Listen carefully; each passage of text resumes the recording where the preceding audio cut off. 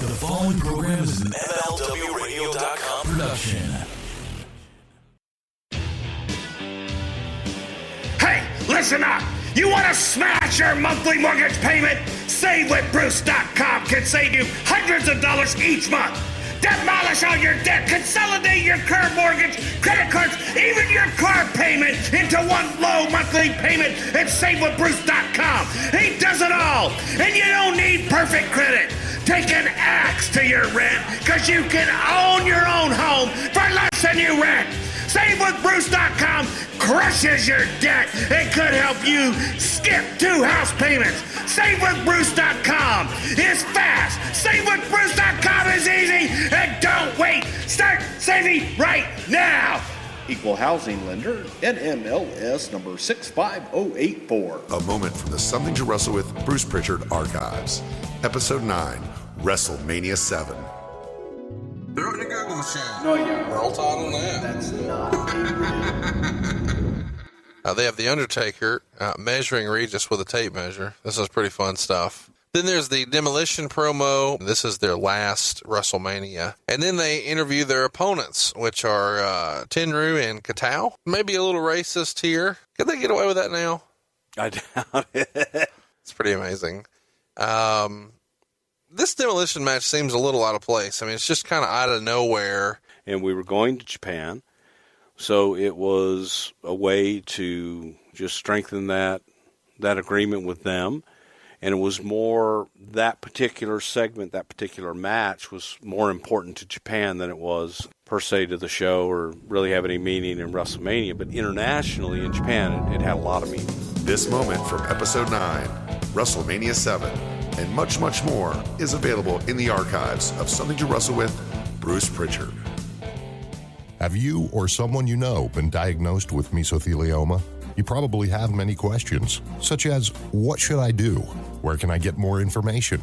RGT4Law.com can answer those questions and help you get the money you deserve. Call 855-RGT4Law or visit RGT4Law.com and fill out the simple form for a free consultation. Robert Taylor, RG Taylor II, PC and Associates, Houston, Texas. Welcome to Something to Wrestle With. Something to wrestle with. Bruce Prichard. Hey, it's Conrad Thompson, and you're listening to Something to Wrestle With. Bruce Prichard. Bruce, what's going on, man? How are you? Full of kolaches. Well, I don't know what that means, but I hope that's a good thing. I hope you don't need to see a doctor. Well, I certainly hope not. But a kolache is a beautiful invention made by the Czechoslovakian people to put a sausage inside of dough. They call it klobasniki. Down here in Texas, we call them kolaches. And I was a special guest judge at the kolache factory for their new kolache flavors, by God. And now I'm full. Well, we were full of laughs this past weekend. We had an opportunity to do our very first super show, and it was in Dallas, Texas at 3 Links. We want to thank everybody for coming out. A capacity crowd, as Vince McMahon would say there. And I got to say, man, I had a good time with you and Tony on stage. What'd you think? Well, I had a lot of fun with you, and I had a lot of fun with the crowd, and actually got to share a little bit of love and marry some folks, which was an awful lot of fun as well. My first time. Well, so there you go. You never know what's going to happen at a live show, and you don't know what's going to happen next Sunday. It's going to be on Sunday, July 23rd, right before Battleground. Come see us at the Theater of Living Arts right there in Philadelphia. We've got an extreme guest lined up to join us and a surprise that I can't believe we got permission to do, but we did, and you don't want to miss out. We are not going to film it and release it. Your only chance to be a participant here is to come see us. Tickets are on sale now at livenation.com. When you get there, just search for Bruce Prichard. Don't put a T on his name. Those goes on your back, of course, and you can pick those up at brucepritchard.com. Bruce, before we get into this week, let's talk about last week. What was the feedback that you got from what I thought was one of our better episodes, Canadian Stampede 1997?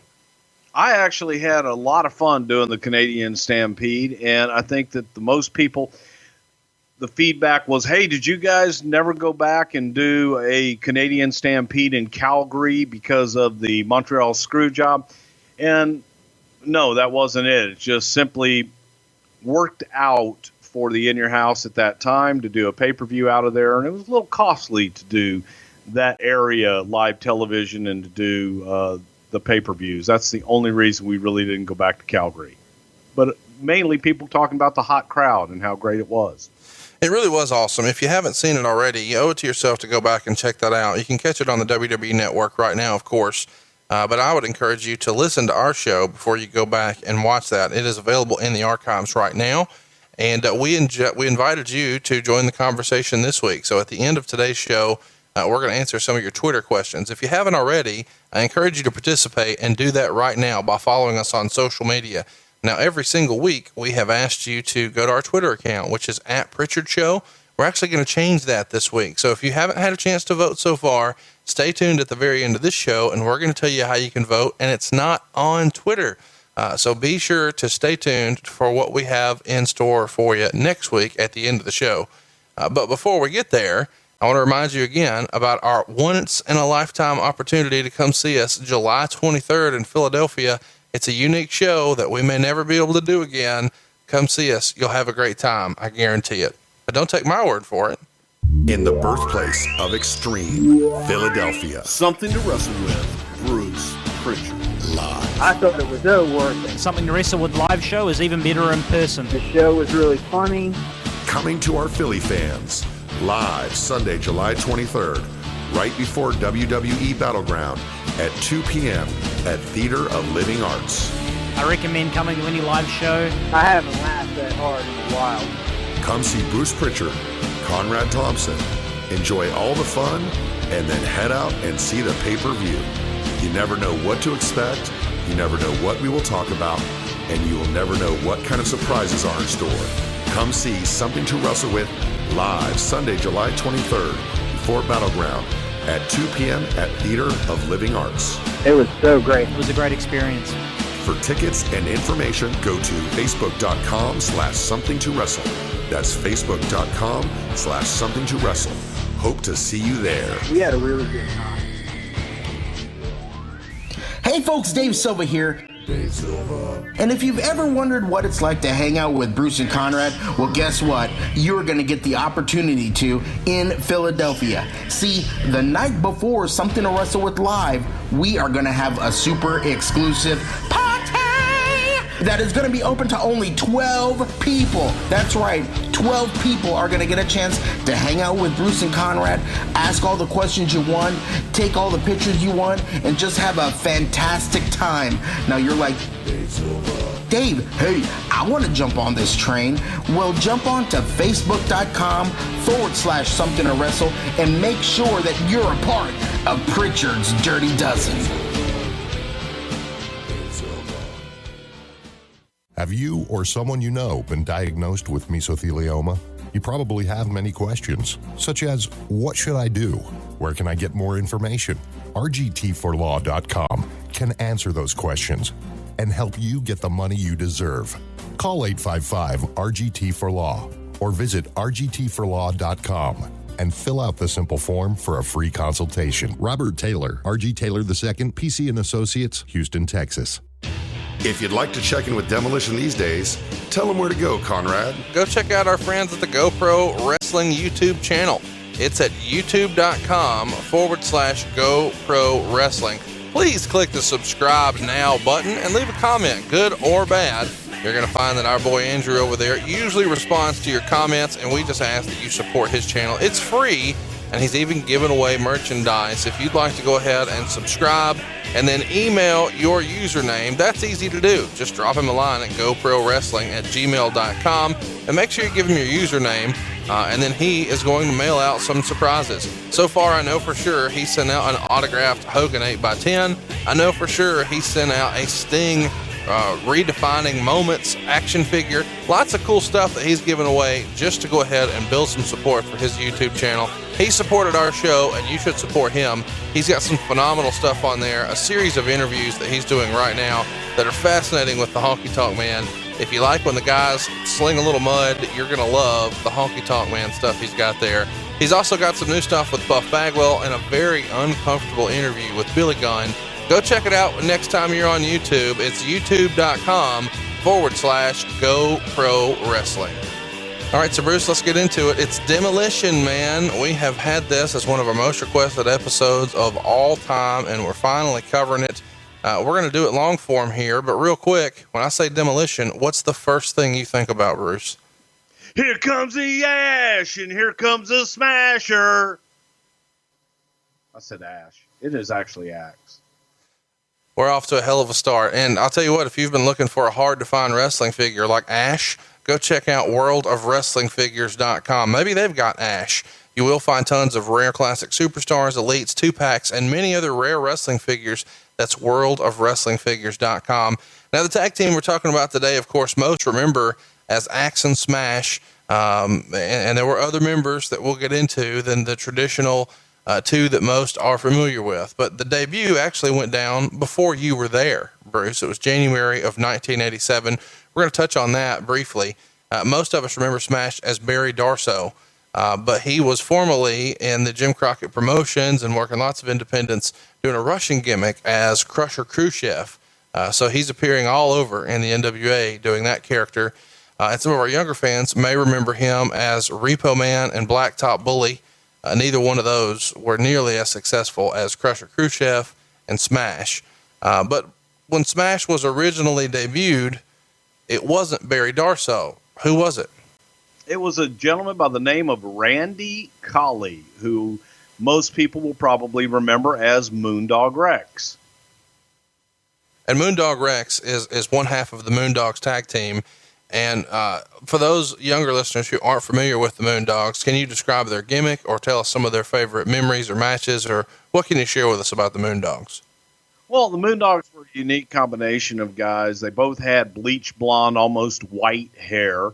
And I don't really know how you could classify the gimmick, but they both wore jeans that were kind of cut off with rope for belts, and they chewed on giant bones. So they were Moondogs. The original Moondog, Lonnie Main, I guess they were kind of a takeoff on Moondog Main way back in the day. But they were very colorful. You had Moondog Spot, who was Sailor White Thomas, and Moondog Rex, who was Randy Colley, and there was another Moondog out there from time to time as well. So let's talk a little bit about how that comes about, because there's lots of rumor and innuendo that Demolition is actually Randy Colley's idea. And I think Bill Eadie is the guy who's kind of put this out there. And then, of course, I know they debuted a little while before you joined, but what do you remember about whose idea this Demolition concept was? Was it Randy Colley's? Was it Vince McMahon's? Who deserves the credit for this, to the best of your knowledge? Well, obviously, as you stated several times, I wasn't there when it came out, but I do know from talking to Randy Colley, because I remember Randy way back from his Nightmare days in the Mid-South Wrestling. And I've always heard that it was Randy Colley's idea, that Randy approached Vince with this idea of a tag team with the masks and the makeup, and they put he and Bill Eadie together. So from my best recollection, the original idea, or the germ of the idea, was Randy Colley's. So how would you best describe in a few words what the Demolition gimmick is? And a lot of people are going to hear me ask that and say, oh, it was a Road Warrior ripoff, but it was a little different. But it was certainly after the Road Warriors, and we'll address the Road Warrior thing in a minute. But first, how would you describe it? I think if you were going to describe Demolition, they were just two big, tough guys that kind of demolished all of their opponents, and they were rough and tough and a very rugged tag team. I think that's the best way to describe them. Catch me up a little bit about, and I'm fascinated by this because I didn't see it until later. Obviously, I was a kid, but they kind of look a little bit like, S&M characters? Yeah. So where does that come about? Do you remember that kind of being the talk in the back amongst the boys? As a kid, of course, I didn't know what the hell that was, but now that I know who Jim Cornette is, I know exactly what S&M is. What the hell? It was a joke. These are jokes. We tell jokes on the show. Yes, folks. That's the part where you go, ha ha. And then you tweet Jim Cornette, and then I get the phone call. But Demolition and the whole outlook, yeah, a little bit dominatrix-ish if you're into that sort of thing. But I think there was also kind of a play on Jason from the Friday the 13th movies as well that was playing in there as well. They were trying to go for. So let's talk about that because that is part of their iconic outfit is the mask with, I guess it's a piece of leather affixed to the back. And I guess as far as you understand, were the original masks spray painted or were they covered with leather? You know, that's a damn good question. I think that they were always kind of had the leather front on them. The ones that I ever saw up close, I think they were always leather. That's my recollection. I felt like at one point I have seen some of the paint coming off, but that may have been when they added somebody like, Hacksaw for a one-off or something when he would paint his face. But essentially it is just a hockey mask that you guys kind of gimmicked up with leather and studs and stuff. When you were there, was that something that the costume department was putting together, or in '87 did that really exist? Were the guys coming up with it on their own? At that point, it was possibly could have been something creative department came up with, but the guys were responsible for getting all of that stuff made and maintaining it. So they probably would have been responsible for that themselves. The talent would have been. All right, so let's move away from the costume for a minute. I'm sure we'll come back eventually here. After a few appearances together, Edie has went on record as saying that too many people recognize Khali from being one of the Moondogs, so they decided to replace him. And Edie says the WWF suggested 4 other guys who were currently working in the WWF at the time to replace Khali, but Edie didn't think it would work because he felt the fans would recognize those guys as other WWF performers, similar to the way they had the Moondogs. And it wasn't too long before this that Barry Darsow had reached out and contacted the WWF once his NWA contract had expired. And when Vince suggests Darsow, Edie drives down to Charlotte, his old stomping grounds, to meet Darsow. And from there, the Demolition we all know was born. So that's Edie's testimony. Is that the way you remember it going down?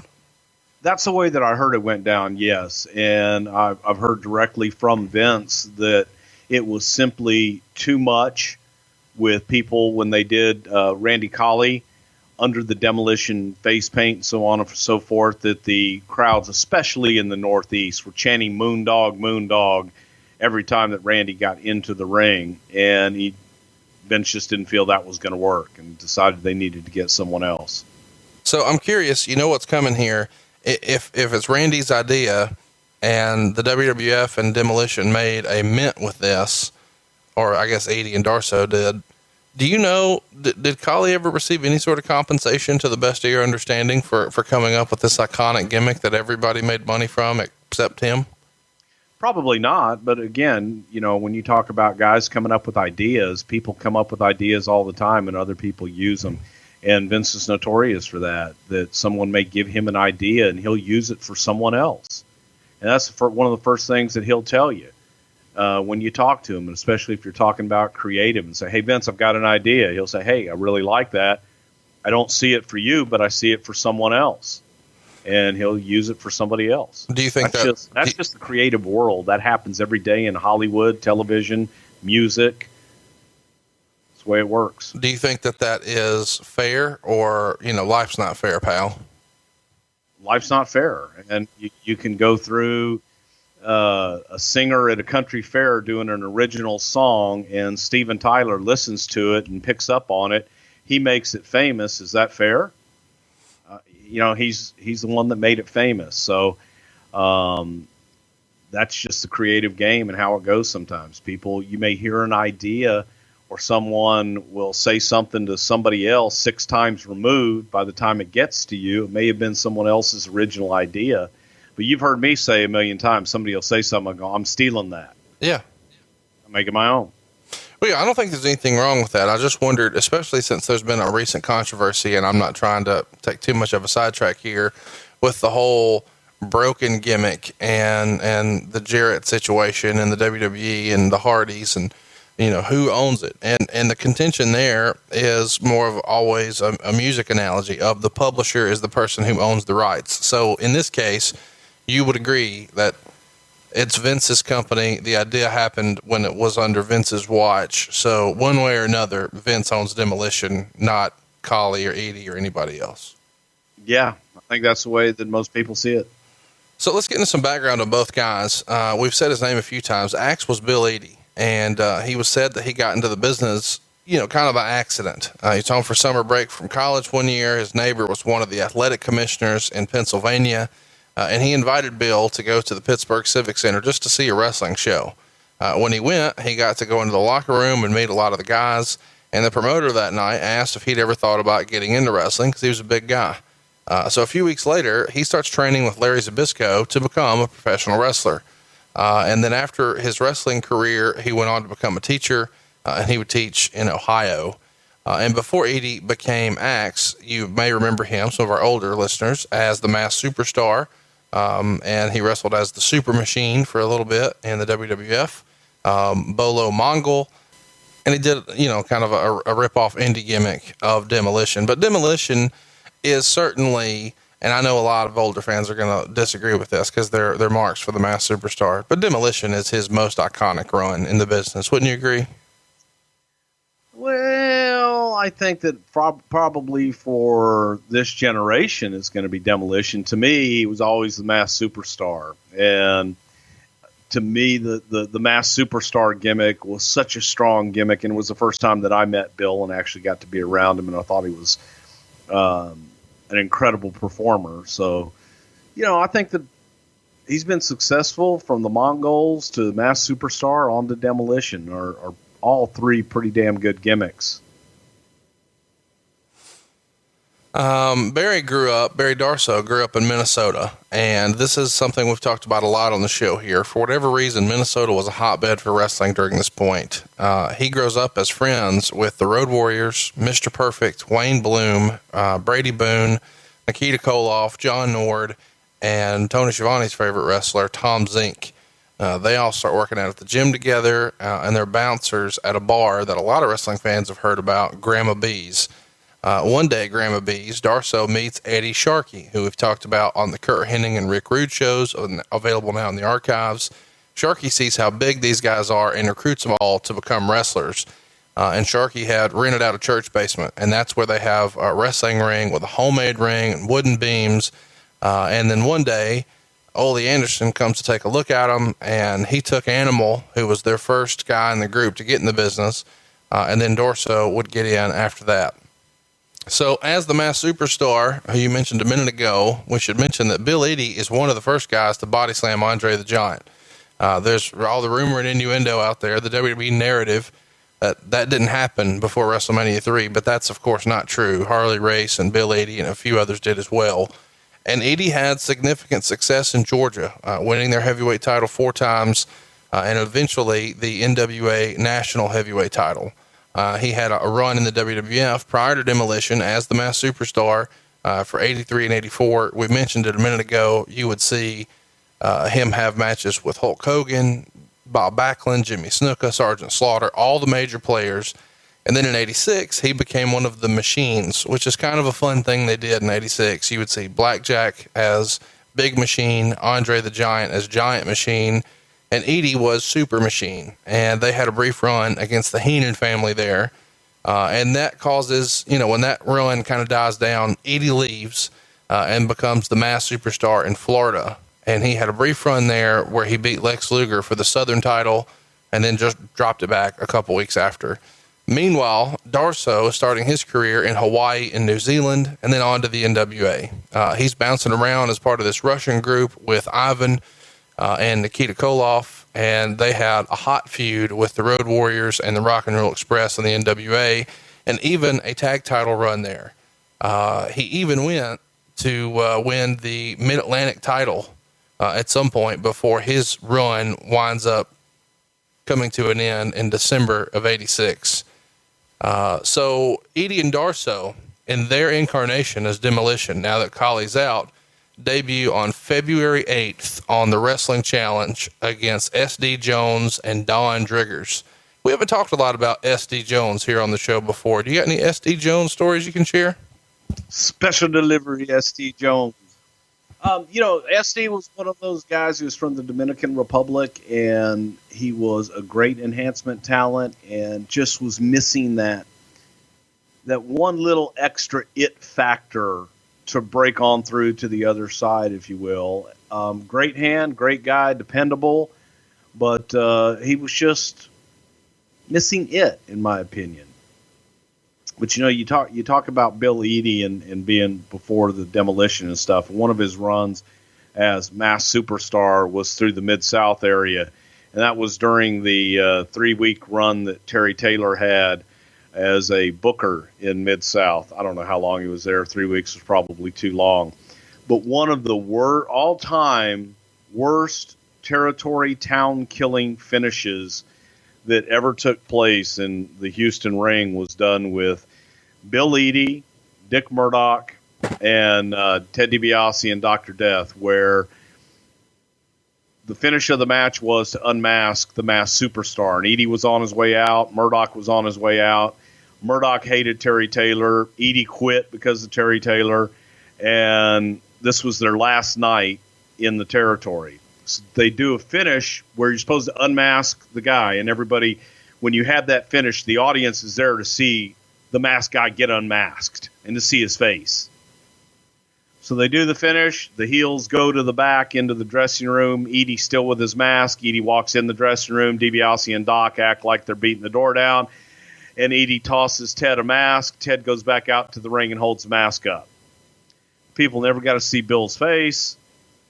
But worse than that, Eadie worked in a black mask and threw a red mask out to Ted for Ted to go back out like he unmasked him. He's got a red mask.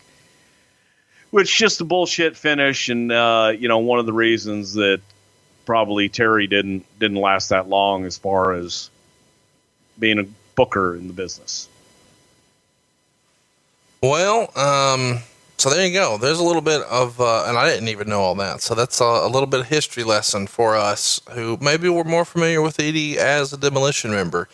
I feel like sooner or later we're just going to have to talk about it. In your opinion, and I know you've talked about this a lot on the show in the past, but some people are probably listening to this episode first. You've always been of the belief that Demolition is not a ripoff of the Road Warriors.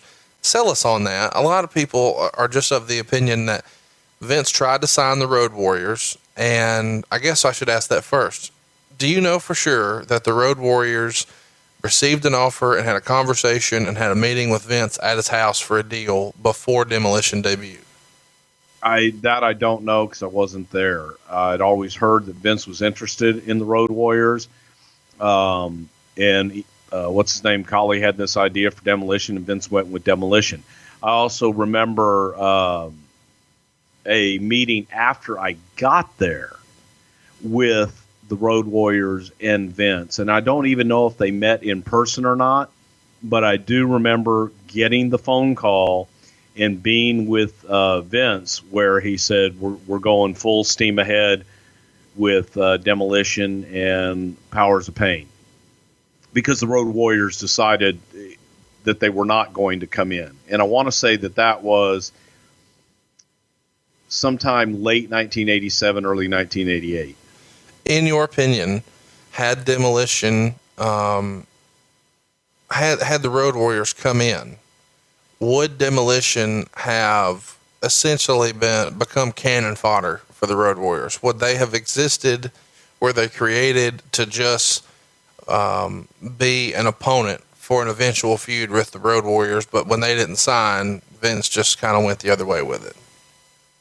Well, I definitely think that they would have had a program, but I think that they were different enough, and the Road Warriors at the time had just that cult following, and they had a huge babyface following. Demolition were heels, and they were classic heels, especially in the WWF. And people, I didn't believe this, I didn't know it until you're there, and you really don't get it. People were either NWA and Crockett fans, or they were WWF fans. WWF fans, everything WWF was the greatest of all time. And NWA was a subpar regional promotion. NWA fans were the NWA was real wrestling, where real wrestlers are, and this is the best matches, and the WWF was New York Hollywood crap. So you really had two strong beliefs, and I just think that WWF audience would have accepted them as two different teams, not looking at them as similar.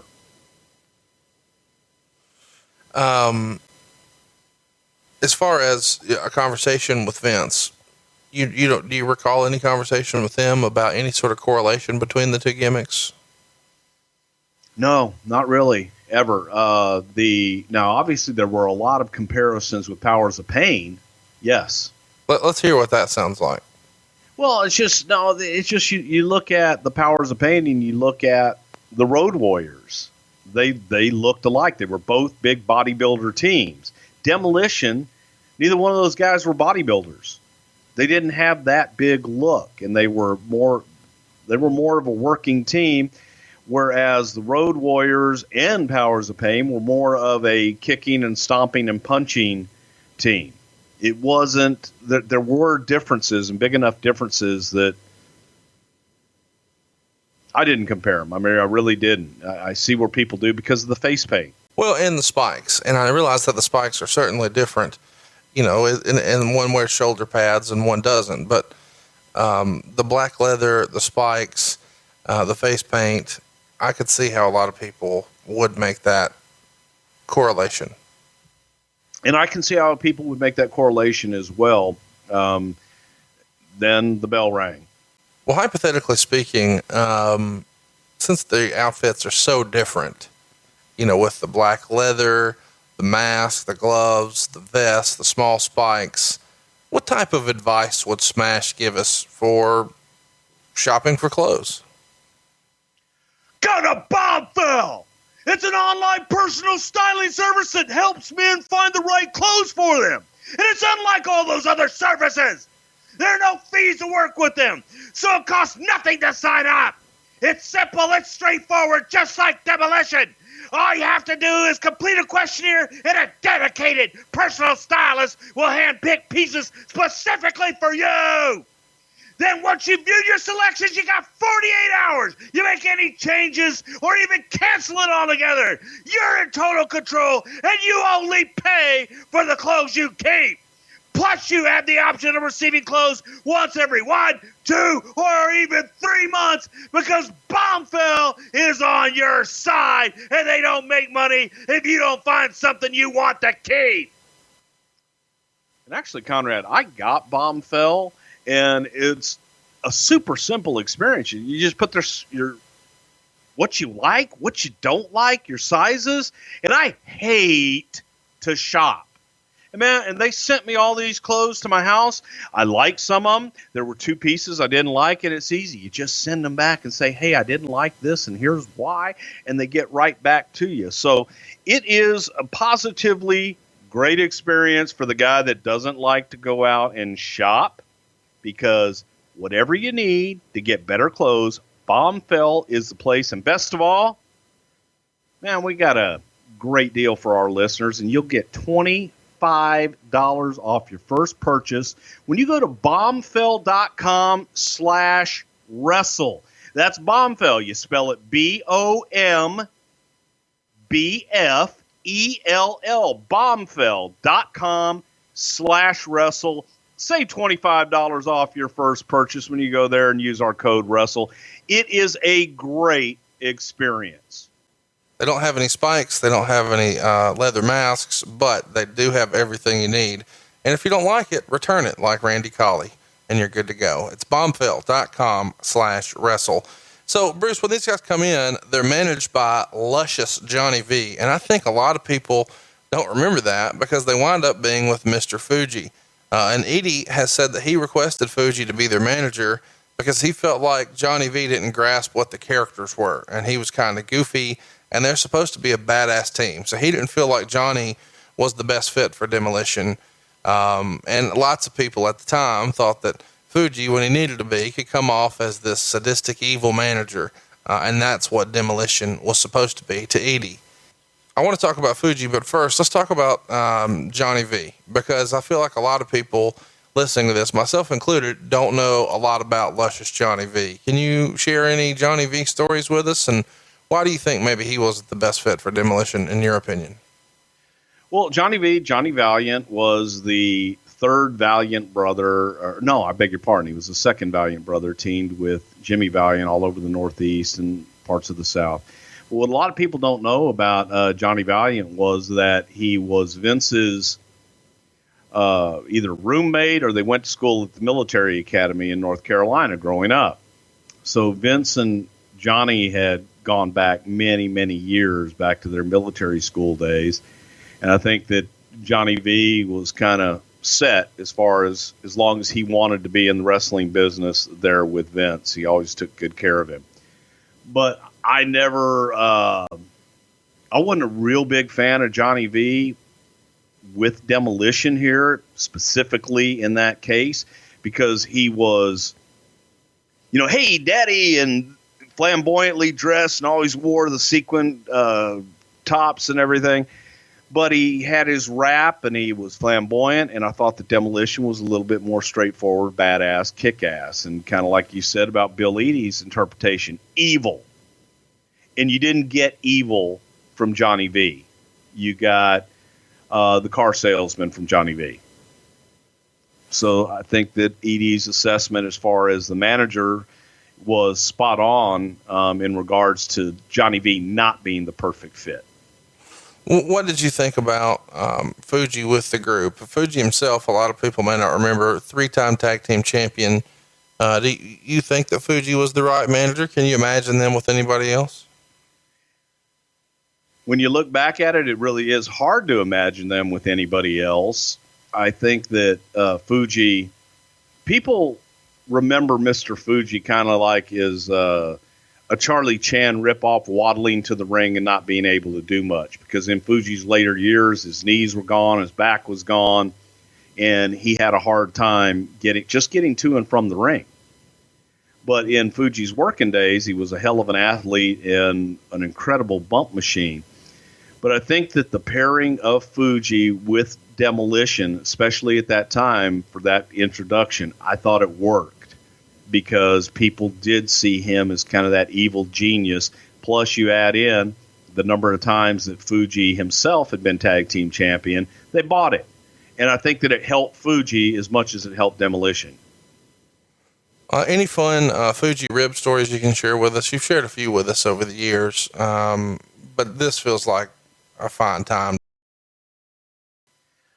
Wow, there are so many that are out there with Mr. Fuji, and Fuji was diabolical a lot of times in his ribs, and sometimes he would let his ribs go on for days. But it could be as simple as Mr. Fuji taking a pair of scissors and cutting very, very delicately, cutting the inside of your pants, the seam that goes along the inside of your pants, so that when you go to put your pants on, they're not cut, but they just fall apart.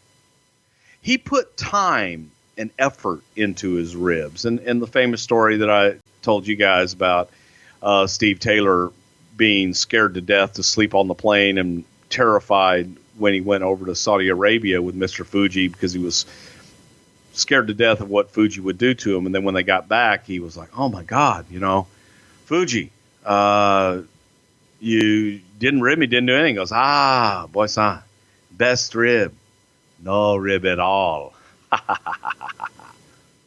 Classic Fuji. Doesn't get old. So after this, Demolition starts to hit their stride, and they get on a roll with a lot of wins, which is usually how the WWF introduced new characters. They're going over in all the house shows and superstar tapings. And they make their Saturday night's main event debut on March 14th of 1987. They defeat the Islanders there in a dark match. So the cameras are there, but ultimately it doesn't make air. Do you think that there was some hesitation as to what the upside of this was, or because it's a new act, you're trying to just kind of smooth out all the rough edges as long as you can? I really have no idea. And, it's funny when, there must be a conspiracy, something else. It could frankly be they ran out of time when they got back to the editing and Ebersol and his people, because Dick was everywhere. got everything together and they just had too much show. They continue their wins, and they're beating everybody on the loop. They get wins over the Islanders, as I said. Brad Riggins is there. The Young Stallions are there. They do a double countout finish on Wrestling Challenge with the Rougeau brothers on May 10th. And then they're back to winning again, and they're beating everybody. Paul Roma, SD Jones, Jim Powers, Lanny Poffo, Scott Casey, lots of names that you may be familiar with, who were kind of enhancement talent, and they continue that through the summer. And then we start to see them on TV pretty consistently. And this is specifically the syndicated shows, a Wrestling Challenge, and Superstars. This is something that's kind of a lost art, and it's really what they wind up doing for most of 87 is working all the syndicated shows, the Wrestling Challenge and Superstars tapings, and they're consistently put against enhancement talent. This is not something we see that often in 2017. Can you pitch us as to why this made sense then and doesn't make sense now, or do you miss the old Wrestling Challenge and Superstars? I think that there are elements of the old syndicated shows that could still work today. And the philosophy was really simple. You make people stars on television so that when they come to your town, no matter where they are positioned on the card, they're huge stars. And you look at everybody on there. It goes back to the old heel factory that Vince McMahon Sr. had perfected so well. When guys would come in to work around the horn with Bruno, they would send in promos for 4 or 5 weeks. Then they would come in and they would work TV for about another 6 weeks. And all you would see for a good solid 2 months or so is this brand new heel talking shit about Bruno or Pedro or Backlund. And then you would see them come in and they would squash everybody on TV. So the first time that you see them in the arena was up against the champion, and they were stars already before they got there. You had to pay to actually see them compete against the stars. So that was the philosophy behind the syndicated shows. You got your stars on TV, they got their exposure, and you made them invincible. And you wanted to see, oh my God, what's going to happen when they face another invincible star in my house show? Because by God, I know when we get there that my guy is going to win. So at this point, we're seeing Demolition kind of being on an undefeated streak here. As we mentioned, they debut in February, and here we are now, all the way at the end of November, and they haven't lost. By this time, you're plugged in. Are you starting to feel like they are primed for a tag title run? Do you know that there are big things on the horizon? What's the feeling in late 87 about where Demolition's headed?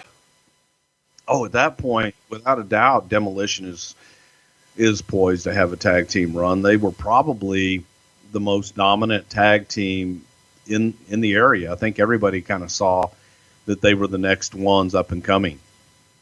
So, yeah, they were definitely poised there. We would see Demolition on their very first pay-per-view for Survivor Series, 1987. And, Bruce, I guess this was your first pay-per-view too, right? If you started right after WrestleMania, Survivor Series 87 is your first pay-per-view, right? Yes, it was. Richfield Coliseum, Richfield, Ohio. Of course, it's just outside of Cleveland. I'm sure we'll have that on the poll here in a few months for the 30th anniversary of Survivor Series. 30 years ago, your first pay-per-view. How old do you feel when I say that? Oh my God, that's brutal. Here's the kicker, Conrad. The guy comes up to me last Sunday in Dallas at our live show and says, "Man, my grandmother talked about watching you on TV and how much she hated you." And I'm looking at this guy. This guy's 30 years old, and he's telling me about his grandmother watching me on TV. Like I'm ancient or something. You are.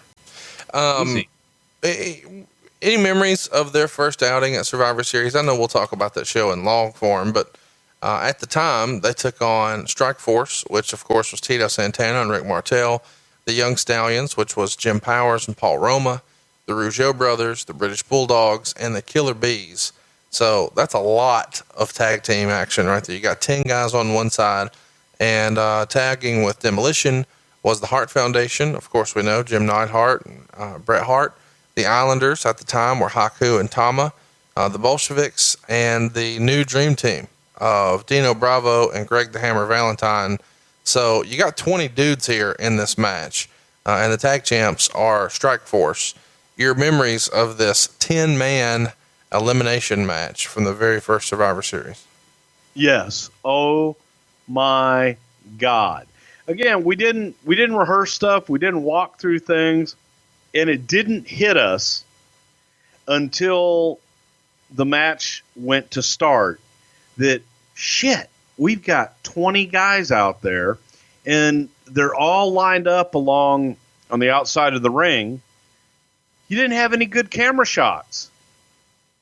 So when you go back and watch the first Survivor Series, you'll see a lot of shots with the crane because they had to bring the crane in and kind of get up over the top of the guys that were on the outside of the ring when that match first started out. And we really didn't realize it until we got into the match and realized, holy shit, well, those guys are all blocking the hard cameras. Well, shit, these guys are in every single shot. And so Kerwin utilized the crane and got in there and covered the damn match. But it was tough. I'll never forget looking at it going, shit, we don't have a shot. Yeah, it's in, I know now you would say, well, how did they miss that? But I just watched this the other day, and to see 10 guys file out, it's like, God, that's a lot. I mean, that's a lot of big guys. Yeah, to be clear, you're talking about 10 guys on one side and then 10 guys on another. So you got 20 dudes in one match. It's been said and debated a lot over the years that this era of the WWF tag team division is like the golden age because you've got all these tag teams here. Do you consider that kind of the golden era of tag teams for the WWF? I think it was one of the best. Rattling off those names of guys, Martel and Tito in a team, good God. Bulldogs, Hart Foundation. I mean, just keep going. Demolition, yeah. Every one of them were great. In this match, Axe would pin Jock, so that eliminates the Rougeaus, and then Smash ends up getting disqualified, so that eliminated Demolition from the match. But although it's a DQ loss, neither one took a pin. So the undefeated streak, as far as not being pinned or submitted, continues because a DQ really works for a heel. The match is eventually won, of course, by the Killer Bees and the Young Stallions. In your opinion, is this programming here of the Bees and the Stallions being the sole survivors of the match just to kind of send them home happy with the baby faces winning, or was there ever any consideration to pushing this dominant tag team that's undefeated and letting the heels get the win with the Demolition? If memory serves me correctly, this was the first match of the card. It was. And I think that the idea behind it was babyface wins, start off happy, happy, joy, joy. Because at the end, Andre was going to be the sole survivor. And so we're ending with a heel finish, even though Hogan must pose. So and this was the first argument I had with Vince about Hogan must pose. Well, on second thought, turns out I was wrong. That was not the first match on the card. It was actually third. Whoops. Oh, well. Oh, well. Let's keep it moving. A couple more Superstars tapings would wind up 1987. And then, of course, we cruise on into 88. More TV tapings. And again, Demolition's on a roll, winning at every Superstars and Wrestling Challenge. And the first Royal Rumble of all time took place on January 24th, 1988. We're going to cover that in January of next year. It'll be the 30-year anniversary there. Demolition is not on that show at all, though. They don't have a match, and they're not in the Battle Royal. What's up with that? Probably just not any room on the card. That was also the card that I first live show that I ever wrote and formatted completely and fucked up the time beyond belief. So they just weren't on it. There was a lot of stuff on it. Talk me through that. Why wouldn't you have written in the new hot undefeated heel tag team? Probably just wasn't room. It was only a 2-hour show. I don't know. Feels like you could have put them in there somewhere unless you were protecting them. I could have put a lot of people in there, but well, the reason I ask you is the Islanders are in there and they defeat the Young Stallions in a 2 out of 3 falls match. And that's the last match on the show, but Demolition wasn't there. So why did you like the Islanders and the Young Stallions better than you like Demolition? because Haku would have beat me up. There you go. That's what I need. There you go. That's what you wanted, right? Yeah, absolutely. Or as Rene Goulet would say, the Islanders. Where are the Islanders? Demolition's back in action on January 30th, this time getting a win at a Superstars taping over Outback Jack and Jerry Allen. Bruce, what's your favorite Outback Jack match? There you go. There you go. Tie me dangaroo. What the hell's that? Tie me kangaroo down, mate, sport. That was the song. Tie me kangaroo down. Tie me kangaroo down, sport. Tie me kangaroo down. Can't believe you didn't remember that one. No, I was 6. So February 5th, 1988, the main event. We just covered this on Hogan 88 in long form. Of course, this is when we get 33 million viewers here to see Hulk Hogan and Andre in the main event. But on the card, we see Demolition defeat Blackjack Haynes and Ken Patera, but it's a dark match. So it feels like another opportunity to get them in front of a TV audience, the biggest audience of all time at that point, to get them a big win, but they're not there. So it starts to feel a little bit like Demolition is kind of not on the A card, so to speak. They're not on Royal Rumble, and then here at the main event, they're not on the show either. When do you think Vince recognized, hey man, we got to go with this. This shit is over? I want to say he was waiting for WrestleMania. I want to say he wanted to give them a year of build up and then go. Well, he would continue to give them wins through the month of February. They had lots of TV tapings there, and they actually start to get some wins over names. So they start the month with Omar Atlas and Rick Hunter, but then they get wins over the Killer Bees and the Young Stallions.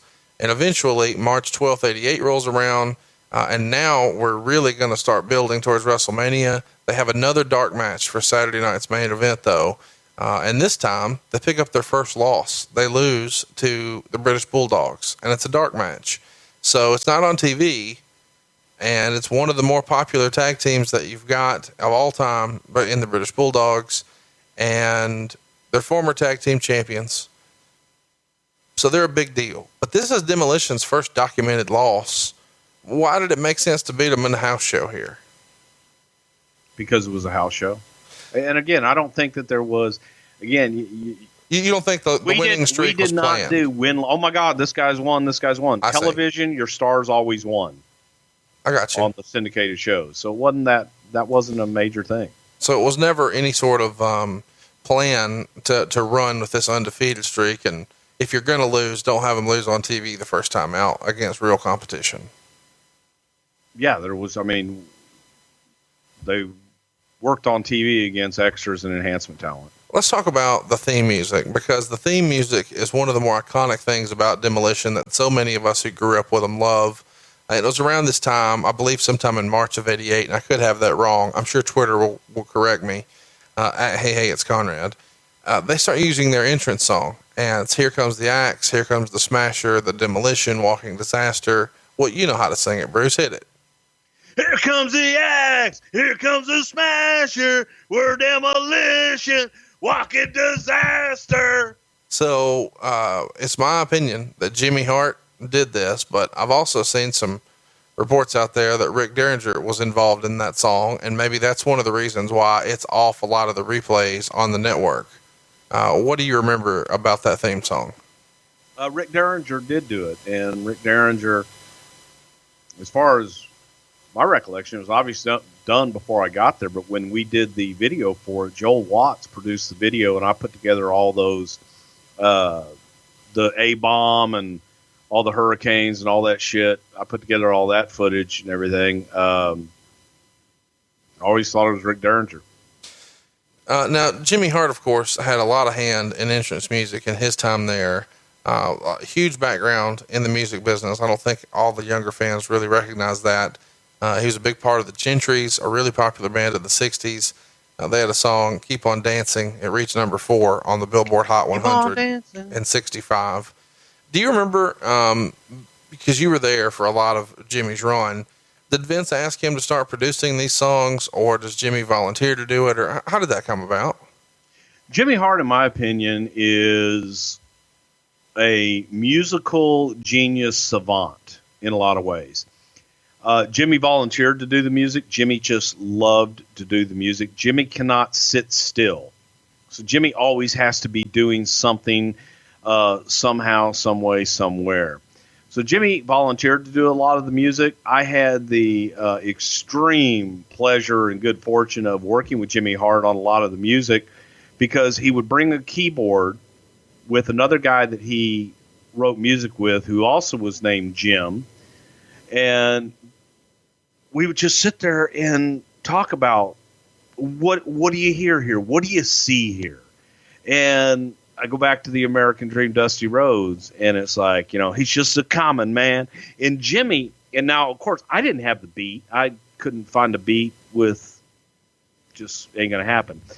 But I would be giving these words to Jimmy of, here's what we want. He's a common man. He's every man. And Jimmy, he's just a common man trying to do the best he can. And then this other Jimmy would sit there and play it on a keyboard. So Jimmy Hart musically, I thought, was absolutely tremendous with his contributions. Yeah, let's list off some of the other iconic music that Jimmy Hart made. The Honky Tonk Man, Jimmy Snuka, Brutus the fucking Barber, Beefcake, The Rockers, The Hart Foundation, Crush, The Fabulous Rougeau Brothers, Dusty Rhodes, Legion of Doom, Nasty Boys, Ted DiBiase, The Mountie. I mean, it's quite the list. I don't think that he gets all the credit he deserves. I think so many people just assume, it was all Jim Johnson. Jimmy Hart didn't do any of that, but he had a big hand in all that iconic stuff. Yeah, Jimmy would sit there and write it and produce it and come up with it and then just hand it over, sign over the rights, sign everything over. Just because he loved to do it and he wanted to be a part of it and was damn good at it. But I enjoyed collaborating with him because he didn't have pride of authorship and he was just great. Well, while that is great for him, hypothetically, had he made more of a stink about owning some of that music, he'd be a much, much wealthier man today, would he not be? Probably so, but I think if he would have made more of a stink of it, they would have just said, we'll have Jim Johnston do it. Well, it's not like Jim Johnston's hurting for money. I would dare say Jim Johnston cleaned up and made a mint because of that. How important do you feel that Demolition's theme song was to their overall presentation? I mean, I feel like it was a big part of why people popped for them.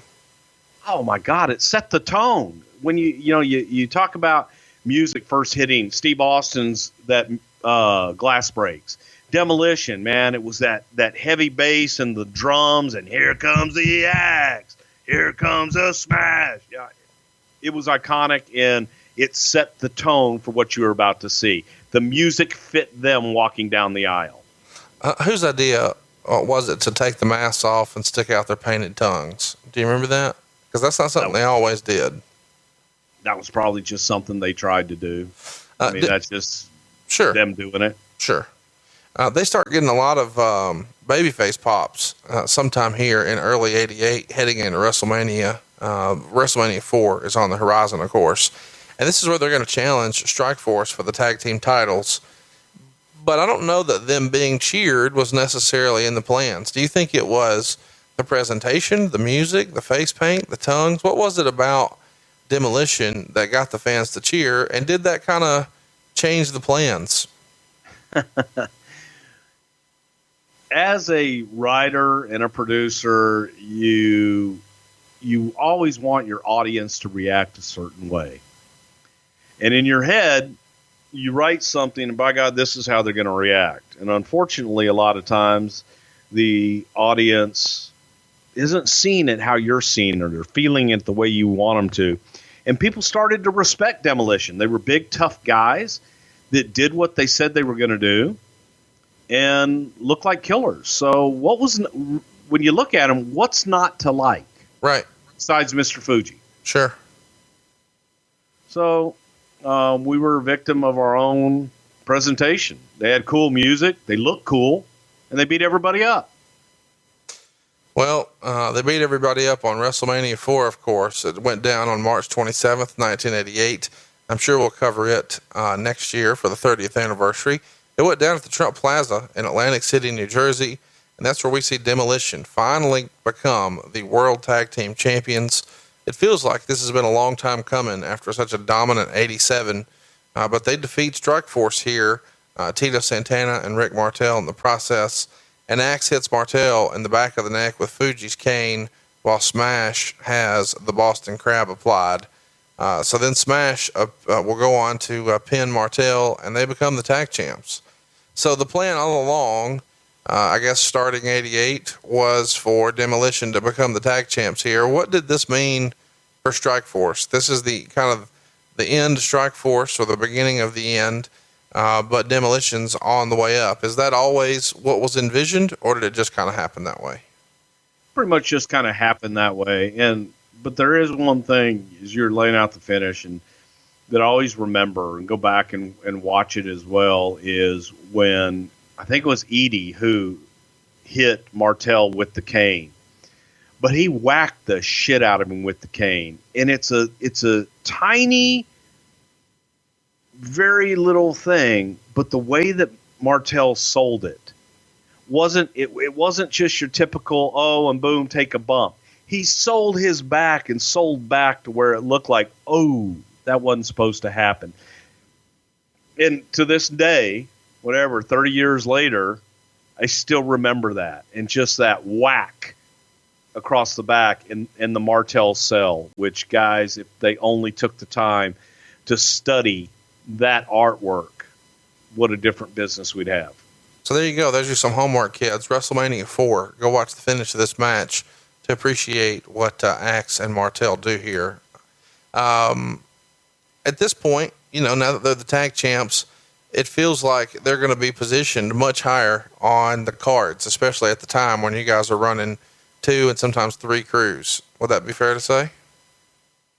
Well, yeah, tag team champions, definitely. At this point, was the plan to keep the titles on them for an extended run? They're still technically undefeated on TV here. They've only lost the dark match to the British Bulldogs, but we still haven't mentioned that record because you said, as you mentioned earlier, that wasn't necessarily the plan. Back then, did you have plans like they'll win the titles at WrestleMania and they'll carry it through SummerSlam already mapped out? Or was that kind of still by the seat of their pants booking, which is what we hear happens now, where guys don't really know until the day of, and Vince is maybe back and forth until the week of? No, Vince and Pat usually had a plan, and if a guy or a tag team were going to be champions, the idea was usually if you're going to put the championship on them, then keep it on them for a while. Didn't do a lot of the hot potato with the championships that became the norm in subsequent years. So if they were going to be the champions, the plan usually was keep it on it for a while. Lots of TV tapings through the rest of 88, through April and May, and on into June and July. They're still working with mostly enhancement talent, occasionally getting matches against the Young Stallions, but consistently winning and retaining the titles. And then you guys kind of ran a super show on July 31st, 1988. We've covered this before. Milwaukee County Stadium in Milwaukee. They have nearly 26,000 people in attendance here. It's Hogan and Andre in a steel cage. But underneath, we saw Demolition get their return match with the British Bulldogs.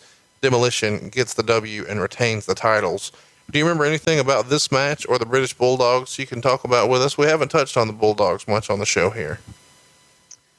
I remember this card specifically because it was something that we did with the Milwaukee Brewers, and the lead up for this was where I got to meet George Steinbrenner and become friends with George going forward. But the attendance, 25,000 people is nothing to sneeze at, was a pretty damn good show. But the Bulldogs, man, at this point, Dynamite's back was in bad shape, and Dynamite really needed to either get away from the business and have some surgery done and take care of his body and move on. But they were not the Bulldogs of the mid-'80s that people had fallen in love with and really considered this great British Bulldog tag team. At this point, I thought they were just kind of a shell of themselves, of their former selves. The first stadium show that you guys did was the big event in Toronto, and that drew 64,000 fans here. Do you think only drawing 26,000 fans in a stadium like this is a disappointment, or are you still pleased with the number, since there's still a lot, but it doesn't really look like a lot in a giant stadium, right?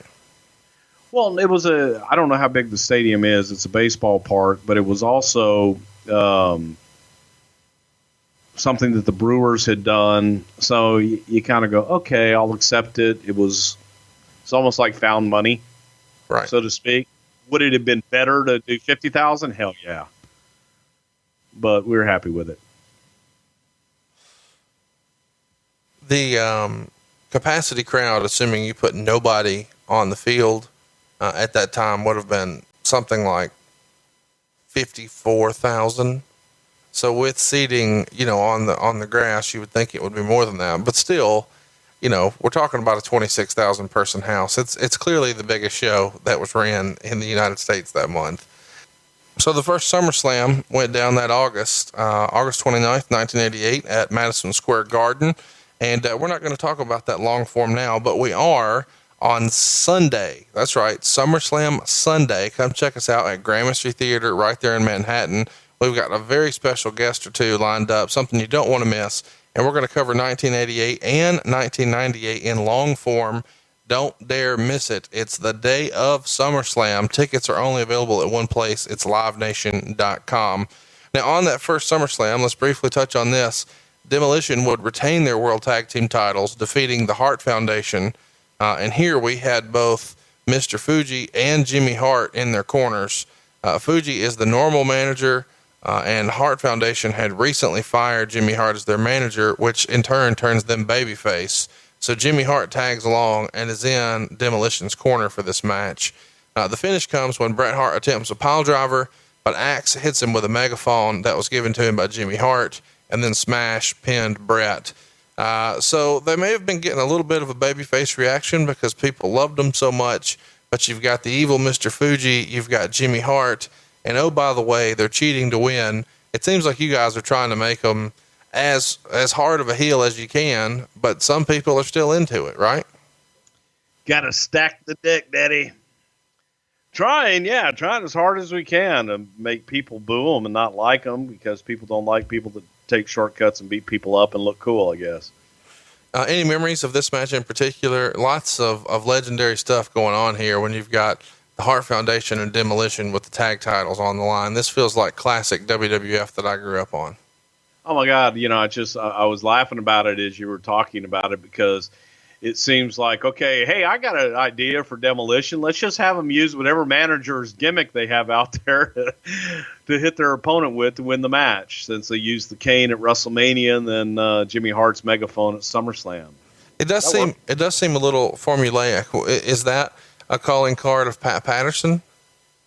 No, it's probably just a calling card of the situation of what do you do. And an old time, you got a manager out there with the gimmick, use the gimmick to get the heat. So let's talk about the next big event, because there's lots of TV tapings again in between, but it's mostly underneath talent, enhancement talent, if you will, through all of September and October. That is until we get to October 29th. And here we finally see Demolition on Saturday night's main event, and they're featured. It's Demolition defeating the Hart Foundation to retain the tag titles. At this point, does it feel like Demolition is again kind of putting notches in the belt, and the Hart Foundation are sliding out of the main event spot? Did you already have a split in mind and a singles run for Bret here, or was it just time to shuffle the deck? It's time to shuffle the deck, but I think also there was looking at Demolition and also looking at Powers of Pain coming in and getting those two together and feeling that there was going to be money there, protecting Demolition. And it had been a year in the making to even get them to the point of becoming championships and having that opportunity. And like I said, Vince didn't like to flip-flop titles at the time, so he wanted to keep it on them. And the Hart Foundation was a great team. But it was only one night. Do you recall if the Hart Foundation had any sort of problem with putting over Demolition here?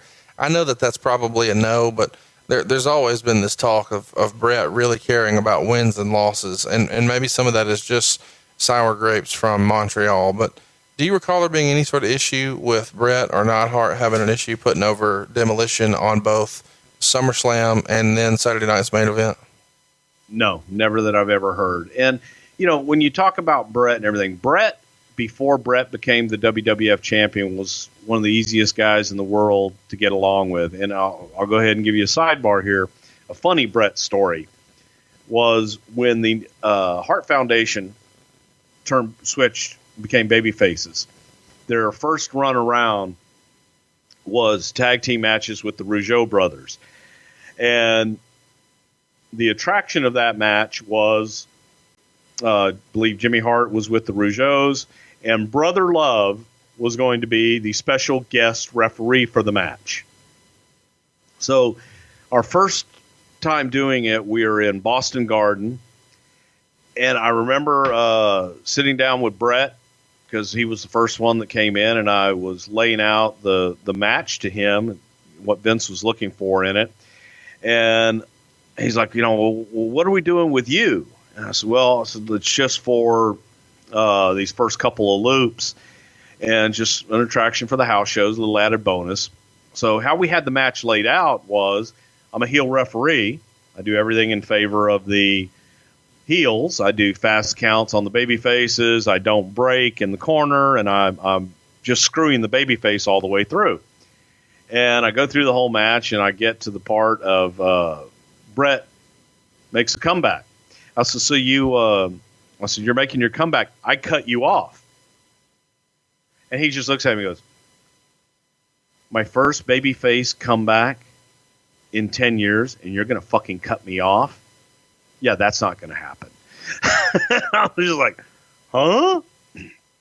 He was just so, into it. He goes, no, my first, I'm making a babyface comeback. And we've been heel for all these years. I was a heel all this time. No, I'm making my fucking babyface comeback.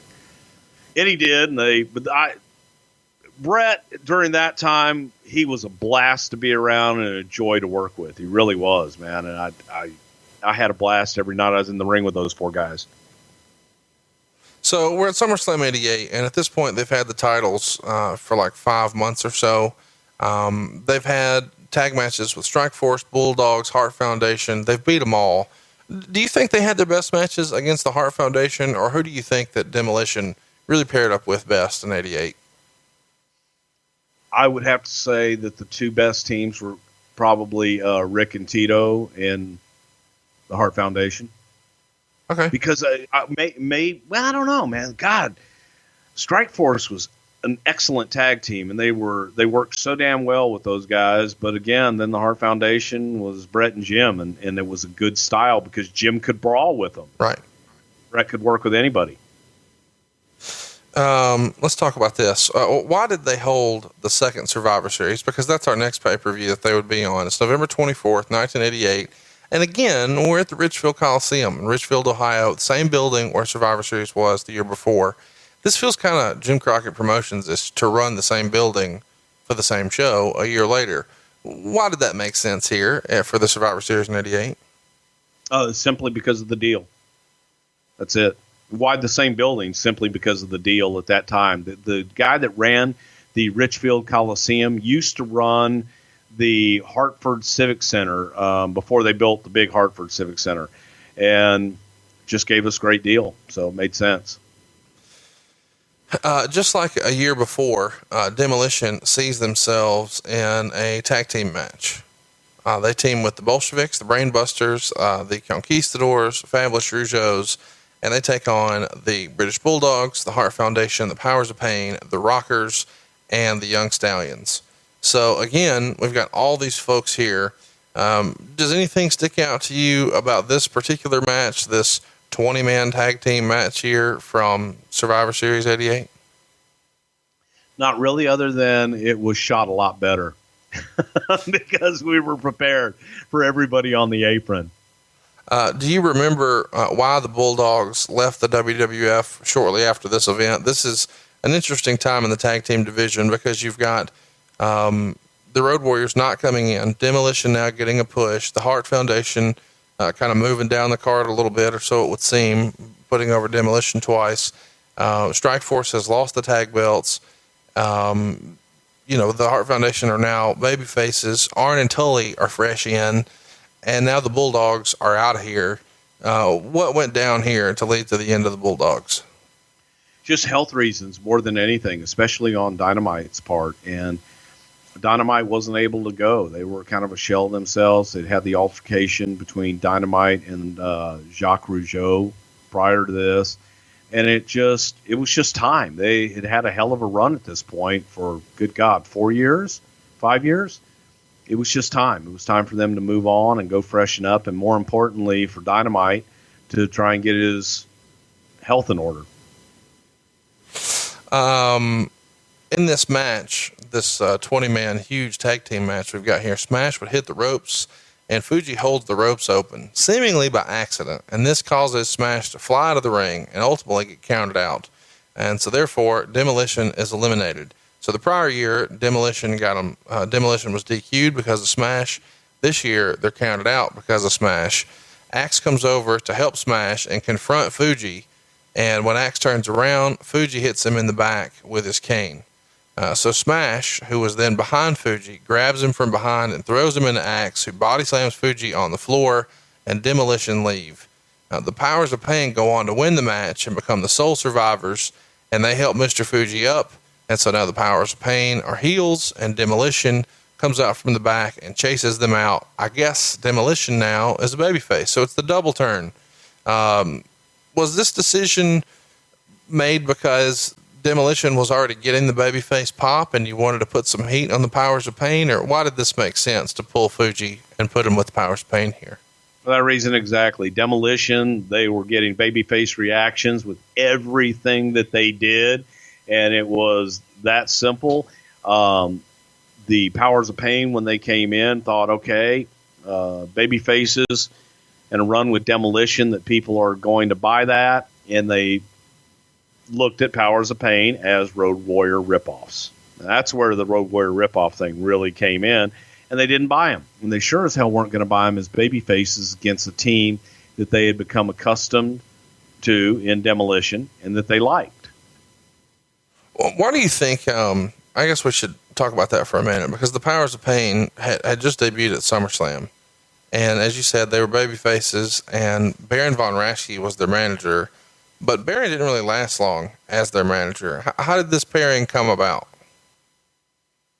I think the idea behind it was Baron could cut a hell of a promo back in the days, Baron Von Raschke, and introduce a new character as the Baron, and give Warlord and Barbarian a mouthpiece because they couldn't cut promos on their own. They were not good promo guys. And in the Midwest, the Baron could cut a hell of a babyface promo for Baron Von Raschke. But it just didn't work. Nobody gave a shit. Well, let's talk about how they come in here, because it feels like Powers of Pain are brought in because you can't get the Road Warriors. So if you can't have Road Warriors versus Demolition, this is the next best thing. So let's sign the Powers of Pain and let's make them heel since Demolition is already a face. Is that kind of the way you saw it going down in hindsight, or was that the thinking at the time? It kind of came across that way as in hindsight, because you had both Barb and Warlord coming in. They were both available coming in. Okay, hey, great. Let's make them a tag team, because I think they had been, what were they in WCW or NWA? They had another name, didn't they? But it was like, okay, let's use these guys, put them up against Demolition, because they look like two big, powerful son of a bitches that could give Demolition a run for their money. It just, the audience, man, they don't want a cheap imitation. They want the real thing. Well, Demolition were certainly the real thing. I mean, they're over like Rover, but Bill Eadie has gone on to say, in retrospect, he felt like they were turned babyface about 2 years too soon. He would have liked to have seen the heel run continue. And I guess that's kind of easy to kind of armchair quarterback now, but you were there at the time based on the reaction they were getting. And you could hear it on the old tapes if you have some of those, or you're on the WWE network. they're getting cheered. So it seems like the company's just giving the fans what they want. Why do you think the heel run at the beginning wasn't prolonged? Because the audience wasn't going to accept them as heels any longer. They wanted them as their babyface tag team. They wanted Demolition to be their team and their guys. So you just couldn't deny it anymore. We couldn't look at the reactions in the crowd and say, oh, okay, they're going to still buy them as heels. They weren't, no matter what we did. So you make the switch. Was the original plan to have the Powers of Pain beat Demolition for the tag titles and then have Demo in that babyface role chasing the titles, but that kind of got hot-shotted because of the way the crowd was reacting? I don't know that it was right away. I think that there was thought maybe, but they wanted to see how the Powers of Pain were going to get over first and see, what do we have here? Because we weren't talking about two great workers that were coming from a super huge following and guys that we looked at and said, oh, hey, they're great. They were two big guys that needed a job at the time and went, maybe you can do this. It feels like you've told us 1,000 times here on the show that New York was a babyface territory. Was that true in regards to tag teams as well? Absolutely. Well, it's pretty predictable that they finished 1988 pretty strong. They continue their winning streak on Superstars and Challenge, working with enhancement talent. They start January of 1989, kind of the way they finished 88. Again, getting wins over enhancement talent like Iron Mike Sharp and Rusty Brooks.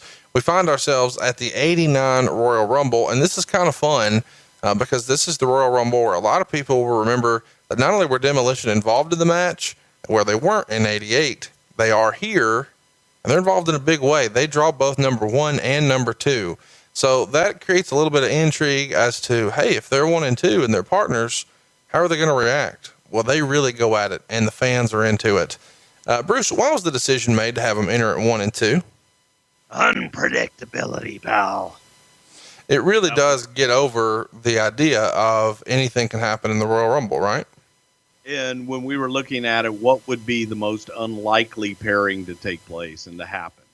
And we thought, well, let's do tag team partners against one another. And Axe and Smash were perfect for that role. Neither Axe nor Smash would eliminate anybody in the match. Axe would go out thanks to Mr. Perfect, and Smash was thrown out by Andre the Giant. Big John Studd would win that Royal Rumble in Houston. More Superstars and Wrestling Challenge victories over enhancement talent to finish January and start February. And then they work a dark match for the main event on NBC. They defeat the Powers of Pain to retain the tag titles. But again, the match is not on television. Do you think that there was some hesitation as to whether or not the chemistry was there for these guys? Did NBC just request different matches? Was somebody not sold on the Powers of Pain? Why wouldn't Demolition and Powers of Pain be on NBC? Oh, well, again, it's just, that's a matter of time and a matter of attraction. So there just probably wasn't time and didn't feel it. But as far as the Powers of Pain go, I think that they were hoping for bigger things with them, and they just didn't really deliver out of the gate. Talk to me a little bit about that line. Didn't really deliver out of the gate. Do you mean in terms of match quality? Were they not professional? Were they not in shape? Did they not get along with the boys? What specifically was a disappointment with them? No, they were all very professional and really good guys. Got along with everybody. I mean, great guys. But that damn bell had to ring. And I don't think that they really had that good of chemistry together as a team. And weren't the most colorful workers in the world. Big guys. Looked great standing there. But then that damn bell had to ring. This takes us to Wrestlemania 5. It took place on April 5th, 1989. Trump Plaza, again, we're back-to-back in Atlantic City for both 4 and 5. We talked a little earlier about how the first 2 Survivor Series were held in the same building. Well, here they were again for Wrestlemania 4 and 5. We see Demolition defend the tag titles in a handicap match here. And the reason this is interesting is now we've got the Powers of Pain and Mr. Fuji. Ultimately, of course, most of us saw this match. Demolition would win after 8 minutes and 20 seconds by pinning Mr. Fuji after they used their Demolition Decapitation elbow drop. Bruce, I know this makes sense, but a lot of people have got to be thinking, how is this a fair fight? Why would you put Fuji in the match? Fuji was the heat, right?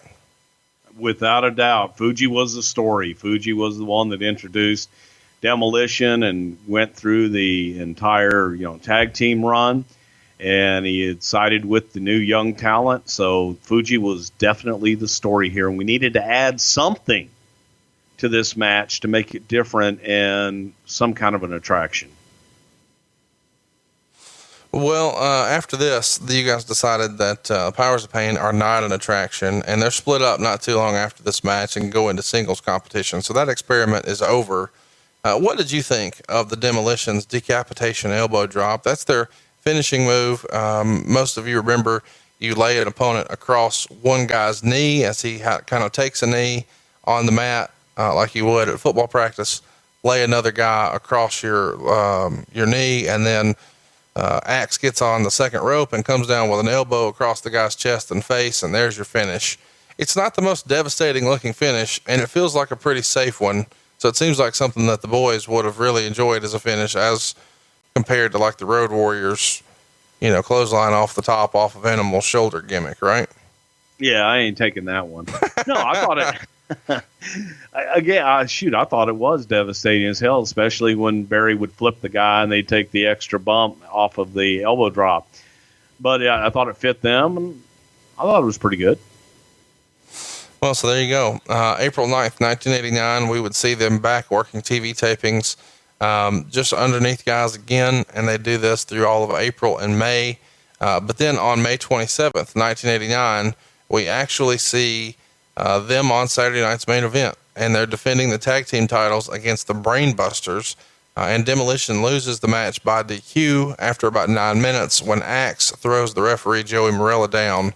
The Brainbusters, we haven't really talked about them a lot here, Bruce. Tully Blanchard and Arn Anderson, they were on our poll this week, but they didn't get the win.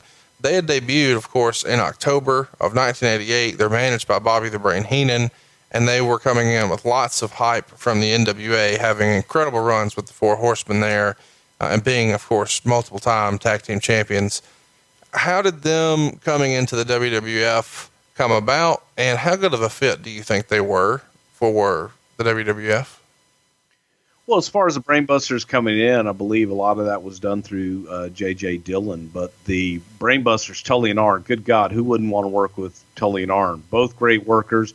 They were great as a tag team. Really helped get across the tag team specialist aspect of them.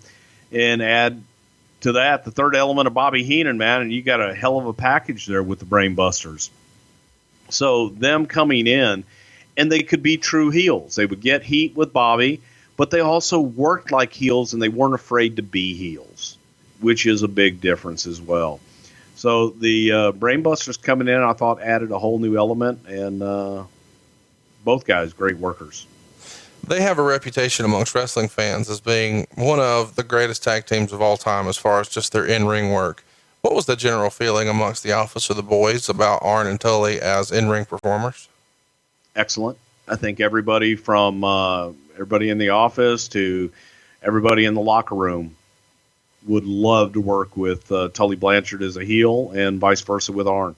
Lots of times you hear about guys coming in and with some fanfare like that and a reputation, and we hear that somebody in the WWE thought they didn't have it. Nobody thought that about Arn and Tully.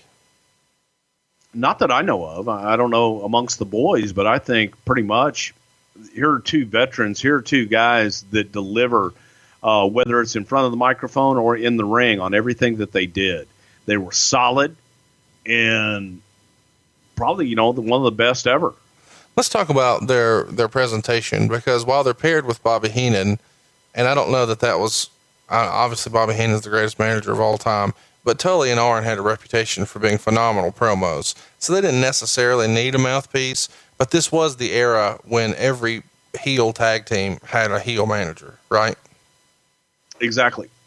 And I don't think that people, I think Vince wanted them established immediately as heels. And there was a coolness factor. And the pairing with Bobby makes them heels. Yes. Well, one of the things I found interesting is you say there's a coolness factor, but it's so different because you see this kind of cartoonish presentation of some of the tag teams of the Conquistadors and the Killer Bees and Demolition.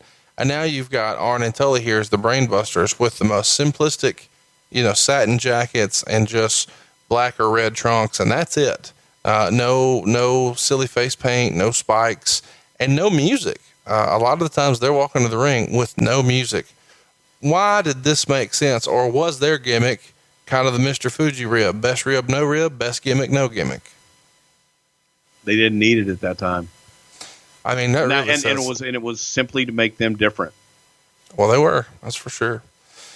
June of '89, the movie No Holds Barred is released. And as we've covered before, Axe, played Jake Bullet, one of Hulk's opponents in the movie. Why was Axe picked for that role? What's that smell? Dookie? Just a big guy that probably in the right place at the right time. I really don't know any specific reason why he was put in that role, but a great guy to have a good match with Hulk. More TV tapings to finish up June and July, Wrestling Challenge and Superstars, still with more enhancement talent. July 29th on 1989, history is made here on the Saturday night's main event as the Brainbusters would defeat Demolition in a 2 out of 3 falls match to win the tag team titles. And this would end Demolition's, at the time, record of 478-day reign as tag team champions. It's their first loss on TV in the WWF. Of course, we covered they lost the dark match to the Bulldogs, but this is it. So let's run through that. They debut in February of 1987, and then by July of 1989, that's when they lost on TV for the very first time. And it also made Tully and Arn the first tag team champions for both the NWA and the WWF in history. So it's kind of a cool thing here, and Arn and Tully were certainly made. Demolition wins the first fall when Smash pins Arn after a stun gun where he picked up Arn and dropped him throat first on the top rope. But in the second fall, Smash would ram Heenan into the ring post and Andre would come down to ringside. The Busters would win the second fall by DQ. And then the Busters win the third fall and the tag team titles when Andre throws a chair in and Blanchard hits Smash in the back of the head with the chair. So Arn ultimately pins Smash to get the win, and they come away with the tag titles. What's the decision here, and what's the thinking? Is it to kind of anoint, hey, Tully and Arn are the guys, and make them? Or was it just, it had run its course? It's 478 days. What's the thinking in ending the run here? A little bit of both. The Demolition had run their course as champions at that time, and it was time to do something new. So to be able to help Tully and Arn and elevate their stock and have them beat the longest running tag team champions at that point and put them into that slot. And the idea behind doing it was a big marquee match on Saturday night's main event and be able to give them a little bit something different with a 2 out of 3 fall match to kind of highlight you had 4 guys that could really go. And it was a way to highlight the in-ring action in a venue that was normally a lot of ha-ha and gimmick and entertainment. So here was something to give you that in-ring action, maybe to get people to go, hey, I'm going to sample this shit and give it a try. So let's talk about the decision to put it in a 2 out of 3 falls match here. This feels a little weird to me because we're fighting for TV time, and multiple times you've told me here today, we just didn't have time. And now you've got kind of a long match here with 2 out of 3 falls. Why did this make sense here? Is it because you knew these guys could carry it and give you a hell of a match and you really wanted to make this match mean something? Or was it a case of, hey, we really just don't have shit. We know they can carry the time? No, it was simply to display the in-ring work of these guys. And the difference with Saturday night's main event on Saturday night and the main event is you had 90 minutes versus 60 minutes. And you had 90 minutes with shorter television breaks versus the 60 minutes with longer television breaks. So it is a timing deal, and it is something where you can give them a little bit more and hopefully be able to hook them with an appetite for the product going forward. That was the idea behind it. Was there any sort of pushback from Demolition or any sort of convincing you guys have to do about losing the titles and finally losing, or is everybody super professional because it's been nearly 500 days and it's Arn and Tully? They didn't beat anybody for the titles. We gave them the titles, so we take them back. I mean, no, that's, with professionals, that's rarely ever an issue. Well, you say that, but we've also... I said with professional. Okay. That's rarely an Right. issue. I'm not going to follow up on that, but you're going to get lots of hate tweet at Bruce Prichard on Twitter. Smash has went on to say that Tully hit him so hard with the chair here that it chipped 3 of his teeth and caused some problems with a few vertebrae in his neck also. Do you remember any memories of Smash being injured here, and was there any heat on Tully for this? I really and truly do not. I don't remember any of that. So that's kind of news to me. I don't remember it at that time at all. Do you think it was a mistake in hindsight to not make some sort of mention about Demolition's undefeated streak? It doesn't feel like it was mentioned on TV. And I know you said, well, that wasn't the plan, but that wasn't the plan with Undertaker's streak either. But once you got into it and you realized you had something, you pumped it up. In hindsight, would that have made sense here? No, they lost in house shows and so on and so forth. So it wasn't, I'm sure that, we did probably make a big deal out of the streak as far as the tag title run being one of the longest. But as far as losing, they lost in house shows and shit from time to time. So, well, so did Mr. Perfect, and y'all called him perfect. Exactly. I can't win. He was perfect. I can't win with you. All right. No. We finish out August with more TV tapings. Again, them going over enhancement talent. SummerSlam 89 is August 28th. This is at the Meadowlands. This is kind of fun. We see Demolition and King Duggan take on Andre the Giant, Akeem, and the Big Boss Man. There is a lot of beef in the ring for this match. Smash gets the pin over Akeem here after Duggan hits him in the head with a 2x4. So he's a babyface, but they're hitting folks with sticks and everybody's cool with it. Kind of a fun match here because you've got King Duggan painting his face like a member of Demolition, except it's with the American flag. And then he's even wearing the Demolition mask. What do you remember most about this SummerSlam 89 6-man? Ho! Or whores. No.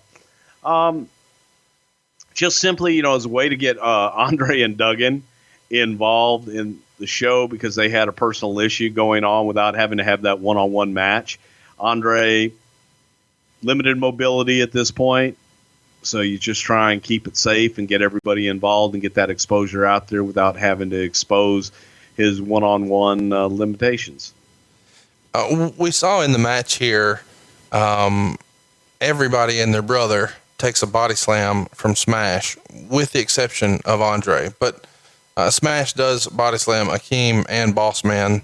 Was the decision made, hey, since we made that body slam so special for WrestleMania 3, we can't do it again? No slam. No, not tonight, boss. Well, so there you go. Any talk of Smash trying to slam Andre that you remember? Like, was it ever discussed? No, that's something Vince is going to keep special for Hogan, and that's just probably not even a talking point, especially in a match like this. No. Would a rematch for the tag titles from main event or from Saturday night's main event, since they had just lost them, would that have made more sense? I ask because that happened almost exactly a month prior to this. But they're defending the tag titles against the Hart Foundation instead of a rematch with Demolition. What's the thinking behind that at the time? Time to move on. There you go. Simply, I mean, that, and also when you look at the tag titles, you had the Harts and the Brain Busters, and those matches were incredible. And just move it along. Nothing to see here, folks. Move along. Let's talk about November 4th, 1989. In between SummerSlam and here, all the TVs again are Demolition with enhancement talent. Obviously, Demolition wins every time. But on November 4th, 1989, they do a Superstars taping. And here we see Demolition defeat the Brainbusters to win the tag team titles for the second time. And Bruce, I'm curious, when I look at this, I see it's November 4th, and I think, well, Survivor Series is coming up in a few weeks. Why wouldn't you do that on pay-per-view? Didn't want to. I mean, that, and when I say that, it sounds like, oh, well, he's being a smartass. No, he just simply didn't want to.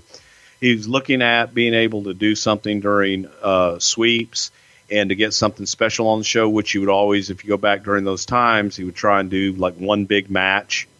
And sometimes you can't apply logic to an illogical situation. Was Vince unhappy with the Brainbusters, do you think? It feels like they kind of have a short reign here when they're winning the titles in July and they're losing it in November. The Demolition had such a long run. Do you think there was any sort of buyer's remorse by this point with the Brainbusters? You're asking me personally? Yes, I do. I do think that Vince was not nearly impressed as everybody else. I don't think that he was as impressed with the in-ring work. It was different. They were wrestlers, and they used to go out and they were more concerned with the body of the match than their promo and their look and everything else. So I don't know that Vince was as impressed as everybody else was. And I was a big fan of the Brainbusters. Arn, I'm a big fan of, just professionally and personally. But, Tully and I go way back. Not always best friends, but his in-ring work, top notch. Who was best of friends with Tully?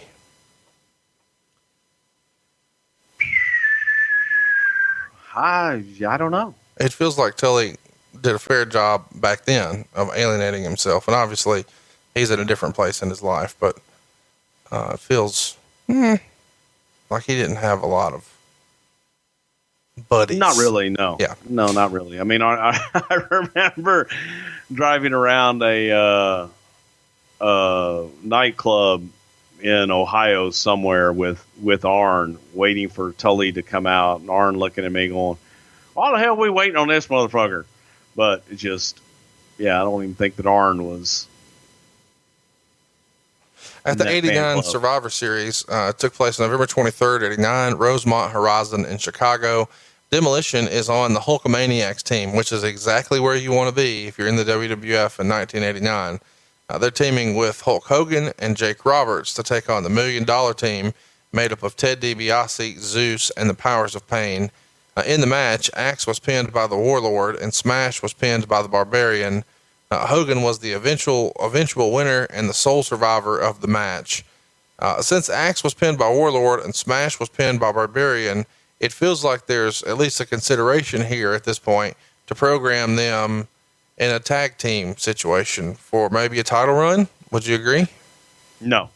I mean, it feels just simply something to do, coincidental, having those guys in the ring at the same time and try to elevate each Warlord and Barbarian on their single run. That was all it is. And two big guys that are over in Demolition.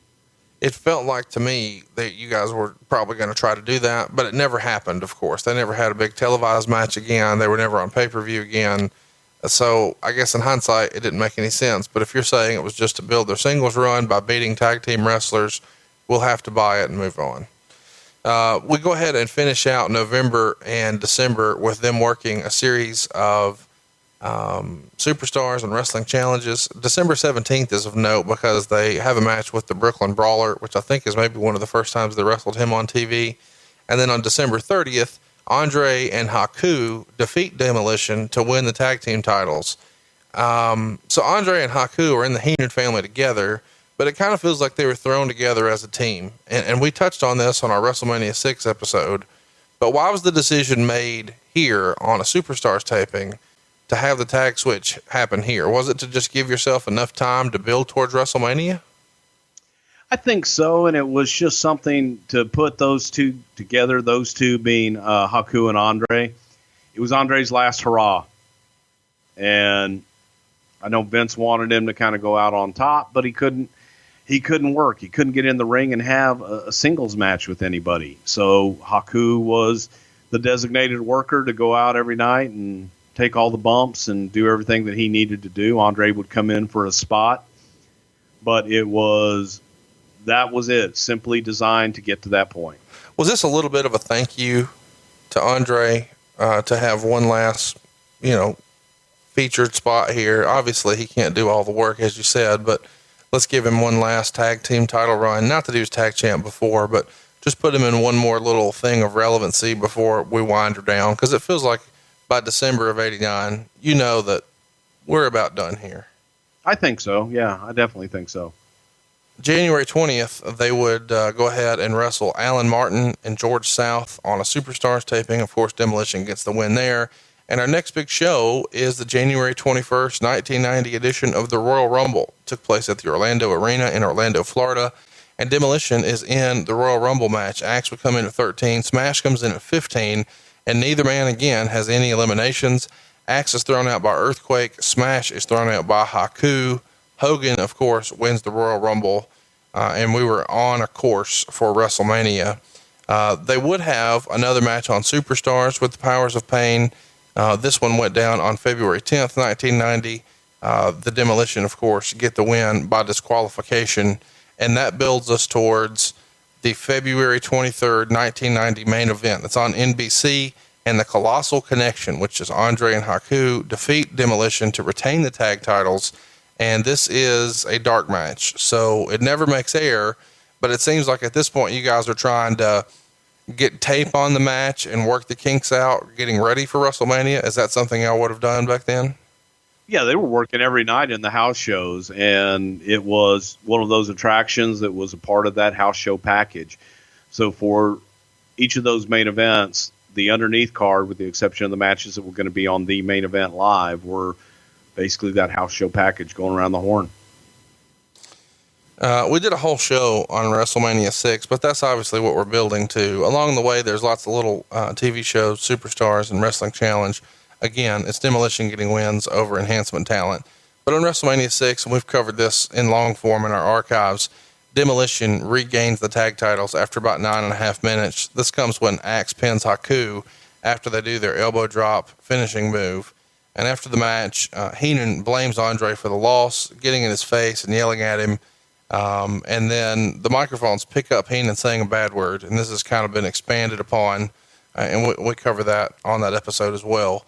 But then Andre grabs him and tries to paintbrush him a few times, but he misses horribly. And it's not the best look for Andre, but Andre goes out with a huge pop here because he gets to go over on both Haku and Bobby Heenan, and he leaves the ring a babyface.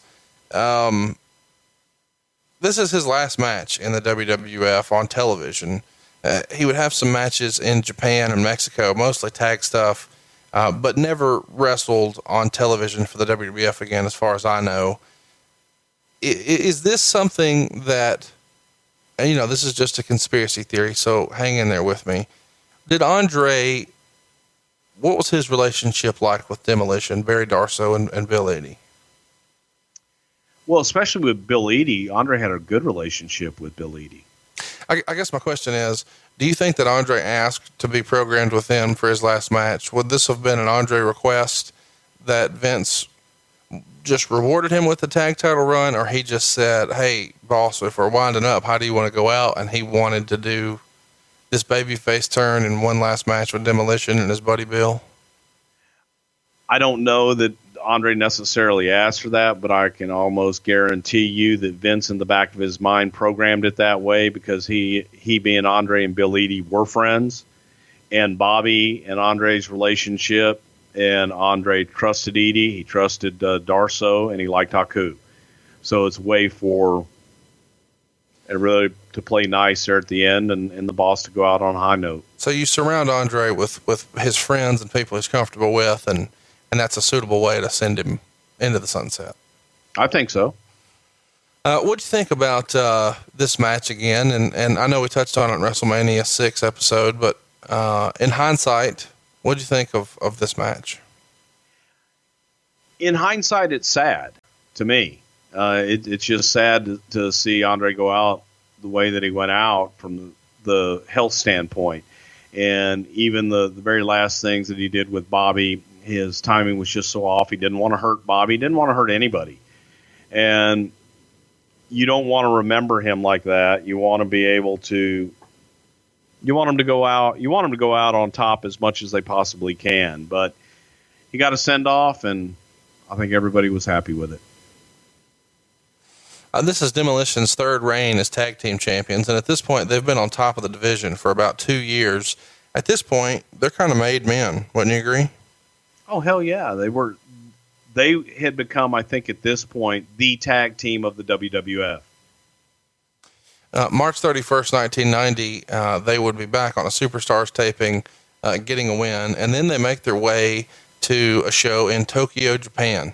This is April 13th, 1990. They're doing the All Japan Wrestling Summit. And we have Giant Bubba and Andre the Giant defeating Demolition in 6 minutes and 39 seconds. How does this partnership come about for the WWF to work with All Japan?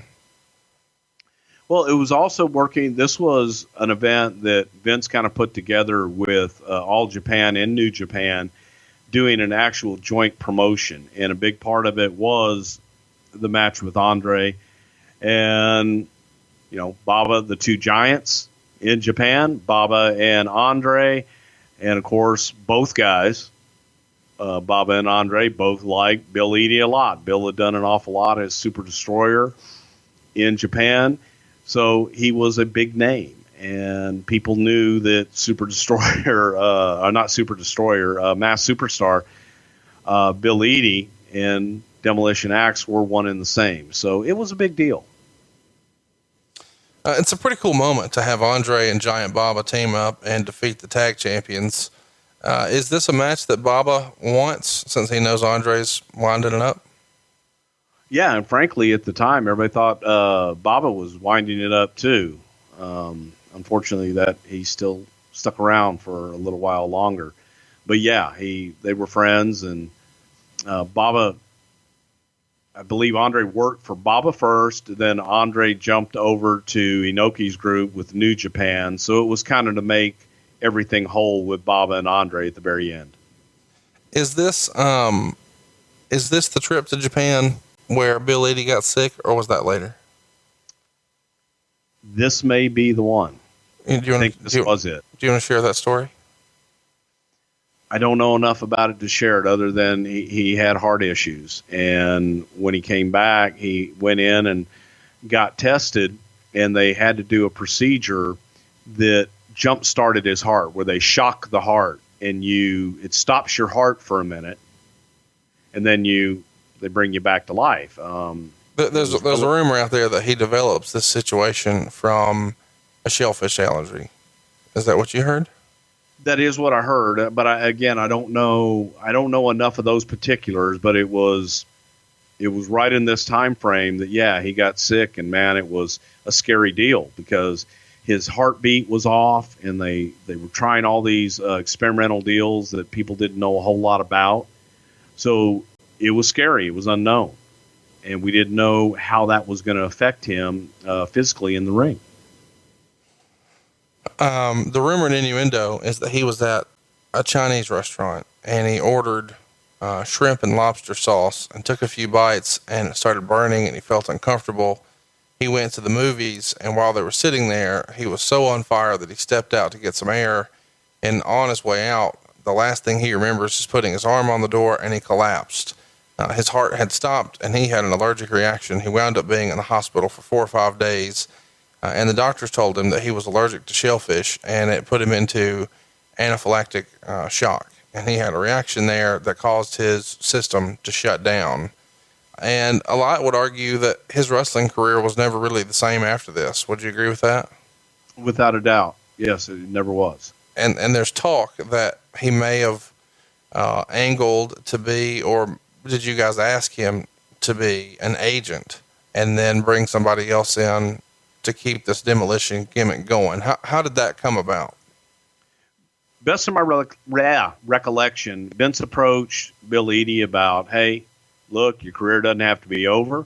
We need road agents. How about if you come in and we make you a road agent?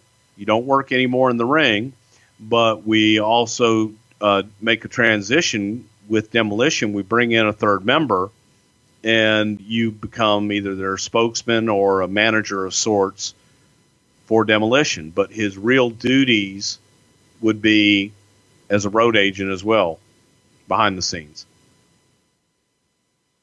How much of Bill Eadie's relationship with, how would you classify at that point his relationship with Vince McMahon?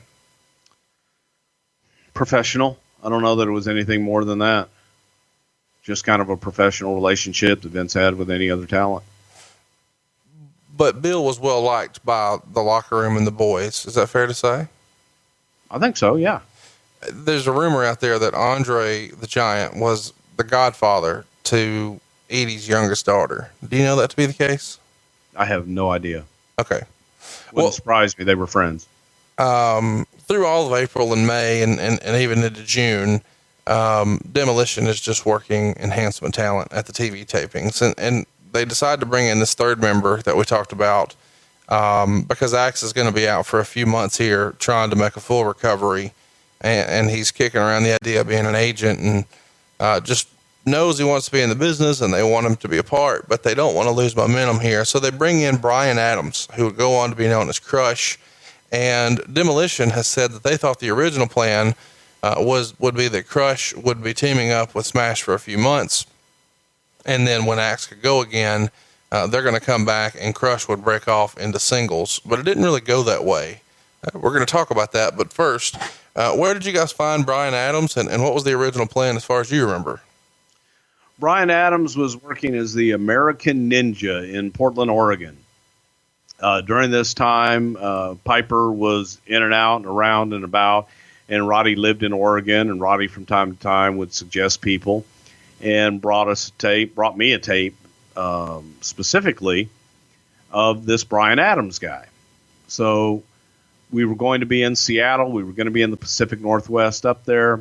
I said, well, let's bring him up. Let's take a look at him at a television taping and see how he does. And Bryan was, his work style, I'm trying to think of who I could compare him to, but he was a big guy, but he didn't work like a big man worked at that time. Boy, trust me, he learned it later on. But we brought Bryan in, and I want to say Seattle and Vancouver, and did tryouts with him and took a look at him, and everybody liked him. So the idea came up, I don't know if it was Pat or Vince, about making him the third member of Demolition. And then the rest, they say, is history. Well, how do you think that Crush fit in with Demolition as far as, you know, his in-ring work and his look and all that? Do you think he was a good fit for him? I really do. I thought that he was an excellent fit for him because he and Barry were almost interchangeable.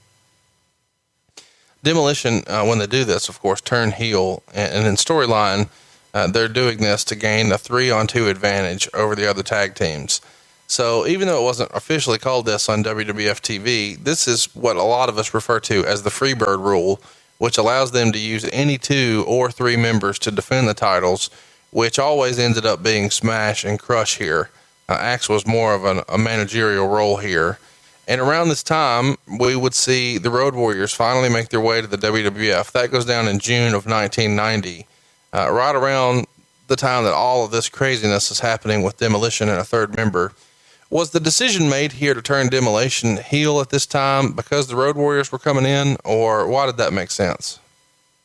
Well, it made sense simply because of the Road Warriors' popularity and to have a heel team to go against. But, you know, going back to the idea with the 3 of them, not really knowing Bill's condition, because so much of everything that was going on with him, a lot of it was experimental, and we just didn't know day to day. And you go back to Duke, which, by the way, for at least 3 people hit me up in Dallas, and for my friends in Dublin that I'll be seeing this Saturday night, in the UK, Sunday, Monday, Tuesday, this coming week. It's Doot, with a T, not Doop. It's Doot. And it's just a sound that if Michael Hayes were to make a sound, that's the sound he would make walking down the hall. Doot. But he doesn't make a sound. He doesn't say that. No, he doesn't say it. But yes. Conrad, if a sound emanated from him walking and you were doing a soundtrack, what would it sound like? Fan Street, Atlanta, GA. No, it was sound. Doot. But the idea behind that whole Freebird rule and Smash and Crush as a team was when we found out whether Axe could go or not, then slide him back into it. But there was a lot of doubt as to that ever happening again. Saturday night's main event, July 28th, 1990. We got Demolition, Smash and Crush defeating the Rockers to retain the tag team titles. On August 19th, they're on Wrestling Challenge, this time defeating Ronnie Garvin and Troy Williams. And I find that funny too. The reason I mention it is because 3 years prior to this, Ronnie Garvin was the NWA World Champion. And 3 years later now, he's in the WWF doing tag team jobber matches. What's that say about the WWF or Ronnie Garvin, in your opinion, Bruce? Well, I like Ronnie Garvin a lot personally. But I think if you go back and you look at the NWA's business with Ronnie Garvin as the NWA champion, I think that most people would tell you that they didn't do very good business at that point in time. And we tried a lot of things with Ronnie Garvin in the WWF, and he just really didn't click and catch on. All right, let's keep it going here. SummerSlam 1990 goes down August 27th. We're in the Spectrum in Philadelphia. Smash and Crush lose the tag team titles here to Hart Foundation in a 2 out of 3 falls match. There was a rule made before the match that only the 2 Demolition who were wrestling could be at ringside, so Axe was not at ringside for the match. Demolition get the first fall when Crush would pin Brett after their Demolition elbow drop. The Hart Foundation come back and win the second fall by DQ after Crush stopped a pin attempt on Smash by Brett and picked up the ref Earl Hebner and carried him around the ring. And so now here we are in the third fall, and Axe runs down to the ring and hides under it. During the third fall, Smash falls out of the ring and goes under, but Axe jumps into the ring and takes his place. And a few minutes later, they switch out again, which brings out the Legion of Doom. So this is what everybody's been waiting for. Animal pulls Axe out from under the ring, and Hawks knocks Crush off the top rope. And while Demolition is distracted here, Brett sneaks behind Crush on all fours, and Neidhart slingshots himself from the outside of the ring into the ring and hits Crush, who falls over Brett, which allows Brett to cradle him and pin him 1, 2, 3 for the third fall and the tag team titles.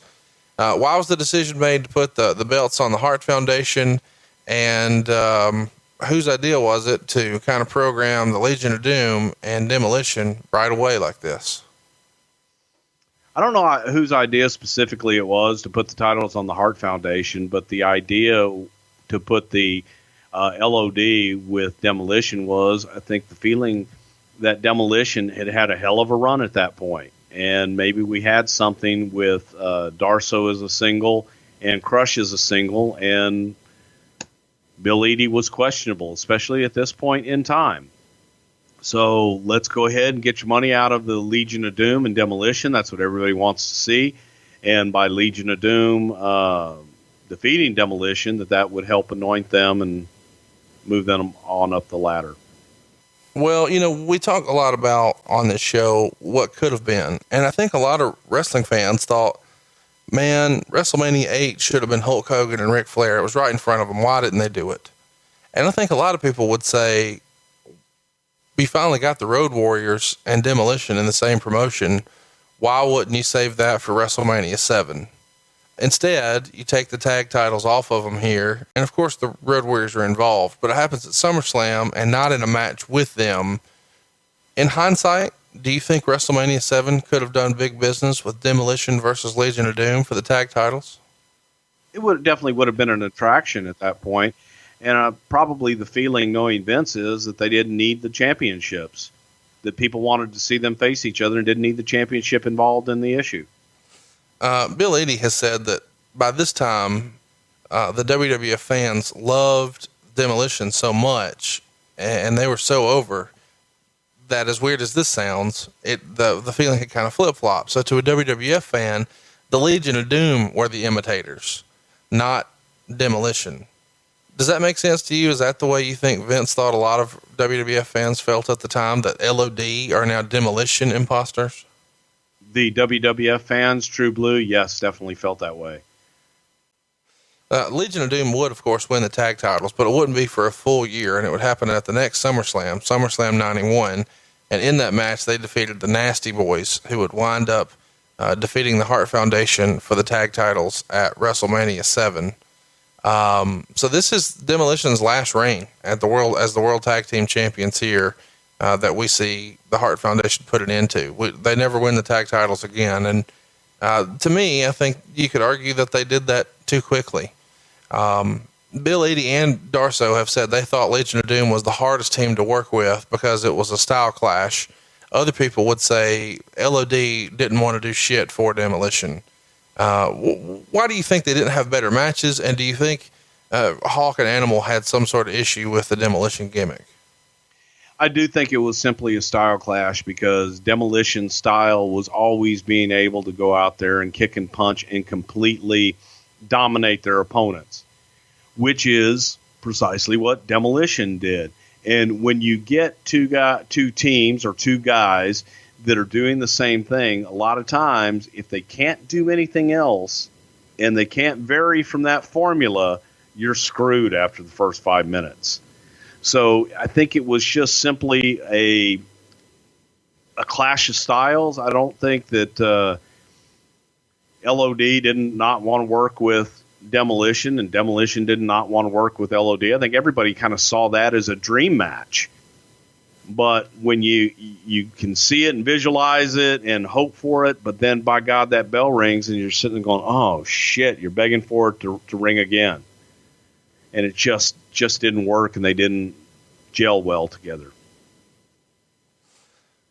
Well, let's talk a little bit about what makes sense for the 6-man angle, because what we've got coming up is September 16th, 1990.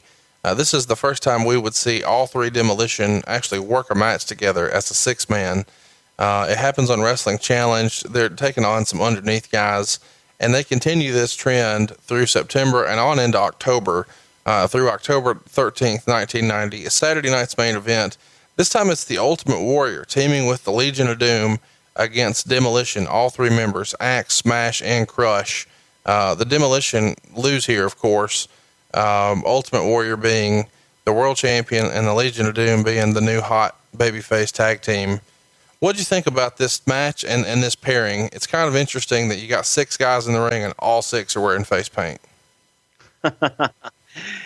Yeah, and again, I go back to my whole clash of styles. Add on to that, a guy who doesn't even kick and punch well and just does, well, and yeah, it pretty well sucked. That's one where you really feel sorry for the Demolition guys at that point. But it was an attraction. Well, we had more attractions through the rest of October. We would see Demolition doing the 6-man routine against underneath guys for the rest of the month. And now that Axe is back here wrestling again, I'm curious, Bruce, why not go back to the original plan, which was Axe and Smash only, and then push Crush off into a singles role by himself? Had Vince kind of convinced himself at this point, Demolition's on their way down, so let's just ride it out and then break them up? Or when did you guys know that was the next step? We really didn't know. And the idea by about this time was one of Bill retiring and Bill going on behind the scenes and working behind the scenes because his health would fluctuate and he would have issues with his heart, then he'd be okay. Then, something else would come up. And that's tough to plan when you're a producer or you're trying to write something, you're trying to book something. But I can't imagine being a talent not knowing that on Bill's side. But I think that Bill deep down just wanted to continue to work and didn't want to hang it up and do something else. So he continued to, hey, this doctor says I'm good. But from a business point of view, it's kind of hard to invest your money in the unknown. Do you remember there being a conversation that Eadie would go into this backstage role in January of 89? Is that the timeline makes sense to you? I'm sorry, January 91. The timeline, I don't know if there was one. There may have been one that took place at that time. But going back to when Bill had his heart issues was the very first time that subject was brought up. And from my own conversations with Bill, he had told me during that time that, I'm going to transition to be an agent backstage. So it kind of went back and forth, but I don't know that Bill really ever wanted to accept getting out of the ring. Eadie said sometime in the fall here of 1990, the WWF tells them they want to put cloth masks on instead of the paint. And you actually see at that Survivor Series 1990, you see that graphic where all of Demolition is wearing traditional masks as opposed to the paint. Bill Eadie supposedly didn't like this direction, and he reaches out to Ole Anderson about the possibility of making a jump to WCW. And Bill says they had two options if they went there: to either go in as Demolition because Vince didn't own the name at the time, or the other option was that Smash and Crush could go in as Demolition and Eadie could go down as the Masked Superstar, because allegedly Ole wanted him to work with Vader, but I find that hard to believe. Eadie says he wanted to stay with Demolition if they would have gone. Of course, none of this ended up happening. Did you guys know that there was any sort of uneasiness or unhappiness about the direction of their characters, the cloth masks, any of this dialogue with WCW? Did you know anything about that at the time? I didn't know anything about the dialogue with WCW at the time. And as far as the cloth mask, that was something that was discussed to do the switch back and forth and make it easier to do the switch with the guys during the matches. And another way to hide Bill Eadie so that he could be on the outside and never have to work. And if he did do something, it would be very limited inside of the ring. But it's something that never panned out, something that they never did. On October 30th, 1990, Bill Eadie says he met with Vince McMahon, and at that time, Vince told him he was only able to employ him 2 or 3 days a week, and that was not acceptable to Eadie. He wanted a more full-time role than that. So on November 6, 1990, Eadie would ask McMahon to not renew his wrestling contract. Do you recall this happening? I don't remember the exact time frame, but I do remember Bill wanting to be released, and Bill felt that he was not going to be used as a wrestler, and he felt he still had some wrestling days, and he wanted to be released from his contract. Now, let me ask this from a money standpoint. The role as a backstage agent for Eadie compared to in-ring, he would have made a multiple as an in-ring performer, or what would the money difference have been? I assume it would have been fairly drastic. No, not really. Probably depending upon how much they used him, though. Obviously, that's going to affect it whether you're a talent or an agent. So after a while, once you get to the main towns and you're working off it, the money can be pretty good. So let's talk about it. It's Survivor Series, November 22nd, 1990. We're at the Hartford Civic Center in Hartford, Connecticut. All 3 members of Demolition are on the Perfect team, of course, with Mr. Perfect. They're taking on the Warriors, which is the Texas Tornado, the Legion of Doom, and the Ultimate Warrior. In the match, we would see Axe be pinned by the Ultimate Warrior, and then Smash and Crush and the Legion of Doom would all be eliminated for fighting outside of the ring. And of course, Warrior goes on to be the sole survivor of the match. And this is Axe's last television appearance in the WWF after Survivor Series. Do you remember at the end things kind of being cold between he and Vince, or was it just a business decision and there weren't really hurt feelings at the time?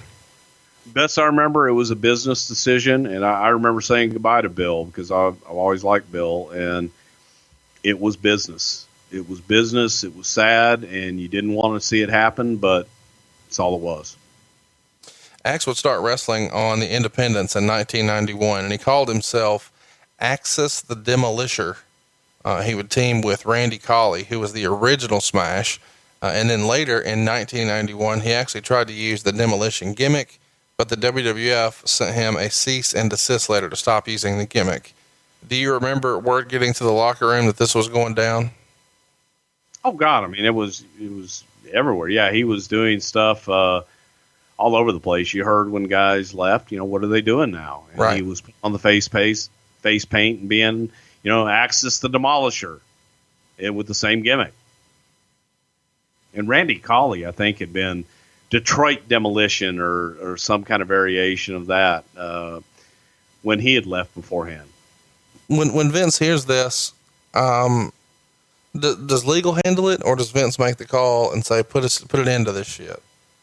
No, legal would just handle it. And anytime they hear anything for their trademarks, copyrights, they always send shit out. Before they send shit out, do they ever run it past Vince?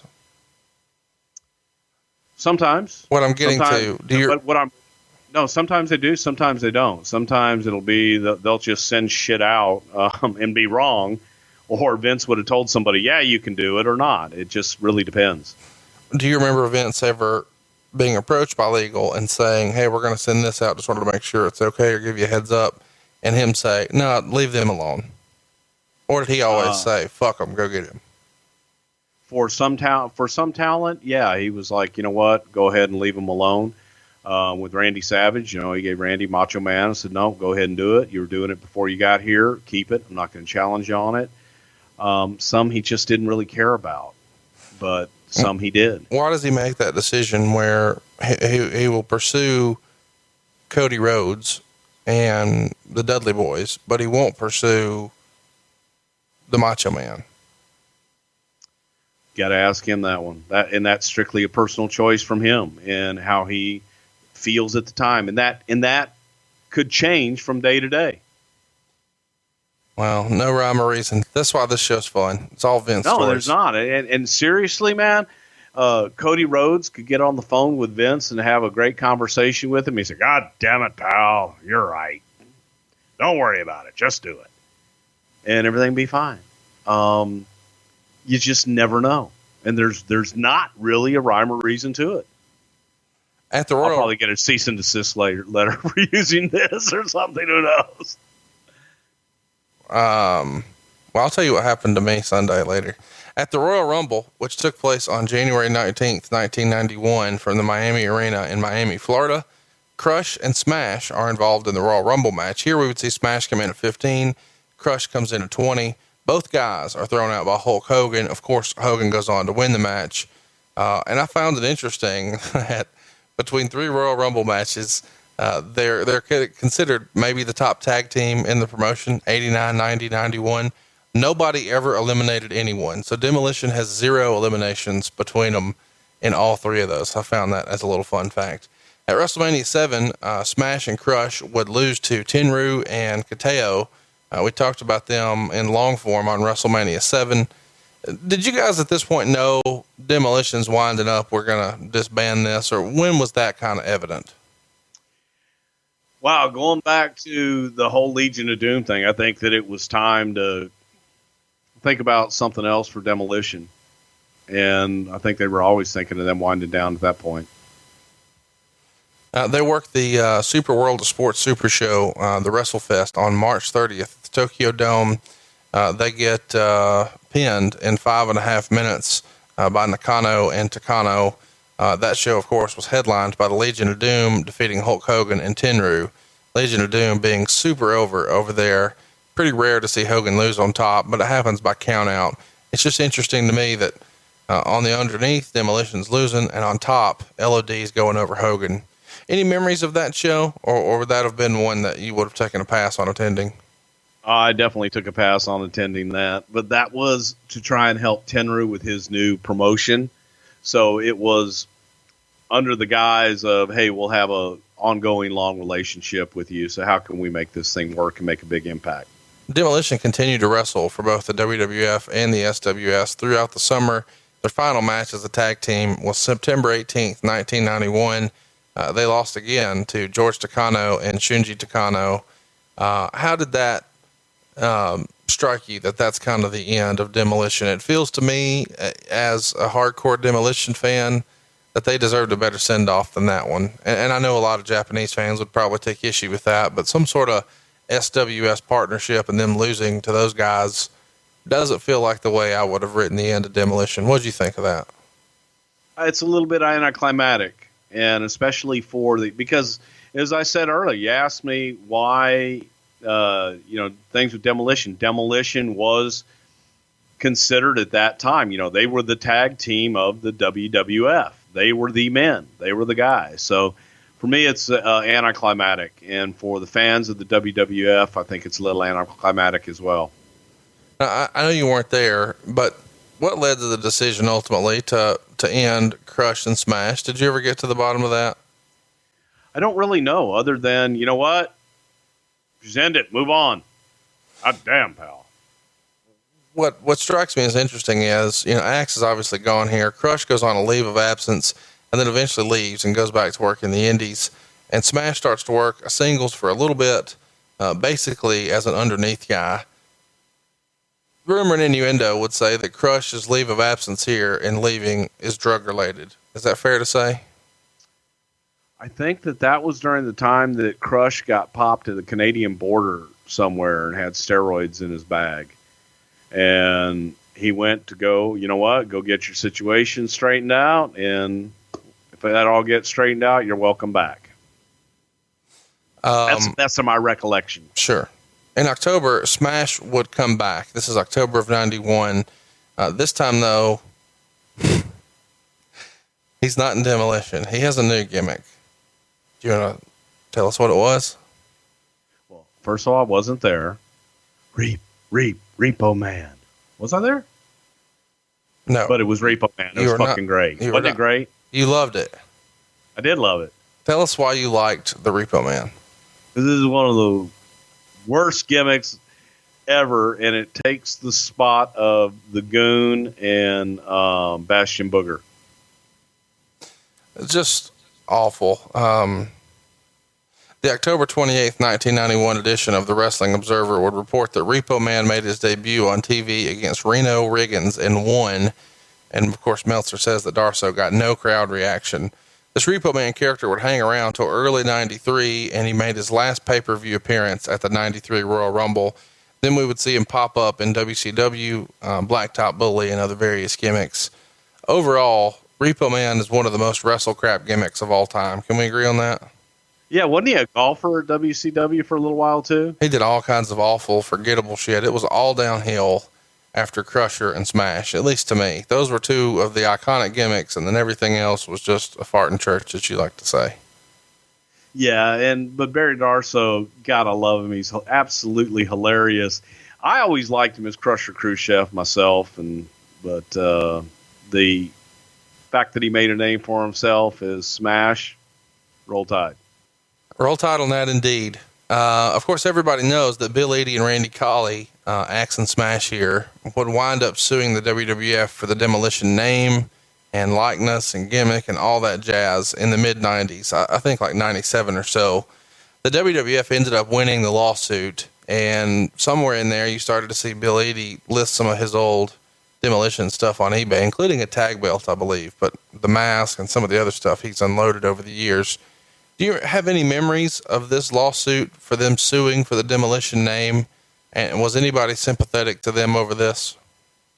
No, I remember. No, I definitely remember. But it was registered trademark, and it just goes back to what we discussed in the very beginning.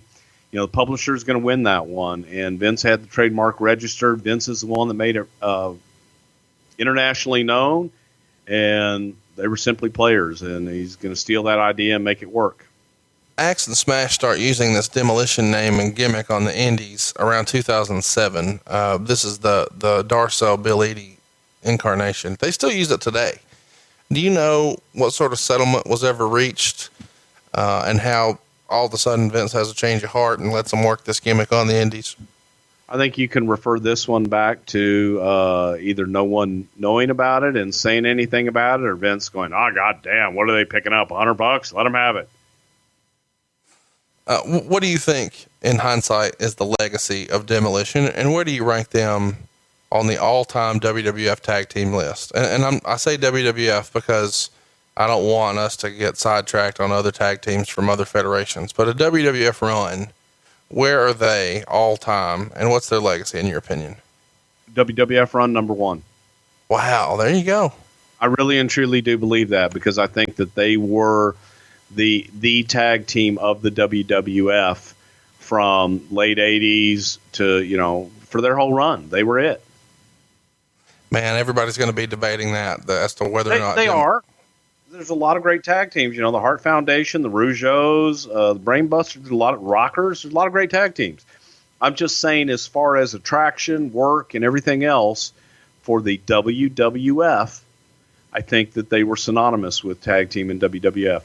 Lots of people have asked this over the years. Why is Demolition not in the Hall of Fame? Your opinion? I think they will be. I think that apparently, and I don't know anything about the suit, but there's some kind of a lawsuit that they're involved in, and I think anybody that's suing them is not going to end up in the Hall of Fame anytime soon. And a lot of wrestling fans get upset when I give that answer, that they're in an active lawsuit, and they say that shouldn't matter. And I don't know why, but it's always been kind of comical to me that a guy who's suing you, why would you celebrate him and put him on stage and give him a live mic if he's suing you? That doesn't make any sense to me. It doesn't make any sense, guys. At the end of the day, this is a business. And, you know, you talk about win-loss records and undefeated streaks and why did this guy have to lose and why did they take the title off of him? Because they didn't win any titles to begin with. They didn't lose any titles to begin with. It's entertainment. It's a business. And the businessmen behind the scenes are the ones that make those decisions. They do what is best for business at the time. Let's go ahead and go to Twitter and continue this conversation. We gave you an opportunity to ask us questions. Let's hit them. Crockett Froggy wants to know, who else was considered to be smashed besides Barry? I have absolutely no idea. I don't know that anyone was ever considered. Well, Darso. Well, you know what? I take that back. I don't know. I really and truly do not know. I wasn't there at that time. Edie said a handful of guys were, but ultimately he was the guy. Custom Figures wants to know, was there ever any conversation about splitting them for singles runs, but keeping the same names and or gimmicks? No, there was talk about splitting them for single runs, but taking the paint off of them and doing other gimmicks with them. If Pain and Destruction are their middle names, would their full names be Axe Pain Demolition and Smash Destruction Demolition? Works for me. Mike wants to know, why did Crush not live up to his potential? I thought he did for a while, and I think that what happened with Crush is that someone got into his head that he's a big guy and he has to work like a big guy giant, and that was all he wanted to do. And Crush, in my opinion, I thought Bryan Adams was a hell of a worker early on and could do it all, but I think that when he became Crush, the babyface, the big guy, that he lost his feeling. Let's talk about this. October 18th, 1993. They're at the Mid-Hudson Civic Center in Poughkeepsie, New York. And all of a sudden, on this Monday Night Raw taping, in an untelevised segment, Crush came to the ring in his full demolition gear, the whole deal, leather mask, etc., and then returned backstage. What's up with that? This happens the same night that Crush turned heel on Randy Savage, and he's dressed briefly in the gear that night. What's up with that? I have absolutely no idea what you're talking about. None. Would you have ever brought back Barry Darso as Mr. Hole-in-One? Well, I don't think that they ever used him in the WWE as Mr. Hole-in-One. No, but why wouldn't you bring him? Yes, that was the joke. Never mind. We're sorry. Yeah. We thought you were able to. It wasn't a funny joke. All right, well, let's do a funny one. Top Jobber Jones wants to know, what would it sound like if Jim Cornette sang the Demolition entrance theme? Here comes the Axe, motherfucker! Behind him's a Smasher! They're Demolition and they're motherfucking heels! Cocksucker. Was there ever any thought to bringing back Demolition in the Attitude Era when you had all these other tag team runs, the Midnight Express, the New Rockers, the Blackjacks, LOD, the Harts? Was there ever any consideration to bringing them back during that run? No, sir. How and why were Demolition chosen for the Pizza Hut commercial in 1990? Again, they were the tag team of the WWF, so they were just recognizable, and they were always a constant. So it was a face and name that people would recognize outside of the confines of the WWF. Jacob says, I remember a rumor from early 2000 that Bryan Adams and Brian Clark were negotiating with the WWE to come back, leave the WCW as Chronic, and come back into the company as Demolition. Do you recall that? They were never talked about coming in as Demolition. No, that's false. We did talk to them at one point about coming in, but they were under contract to the WCW, and it just didn't happen until later, and that didn't work very well. Kevin brings up a great point. He says this is more of a Crush question. His gimmick changed several times, but not the name. Whether it was Demolition, the Hawaiian, the 94 heel turn, the Nation of Domination, the DOA, it was Crush the entire time. Strange and unprecedented. How did it come about?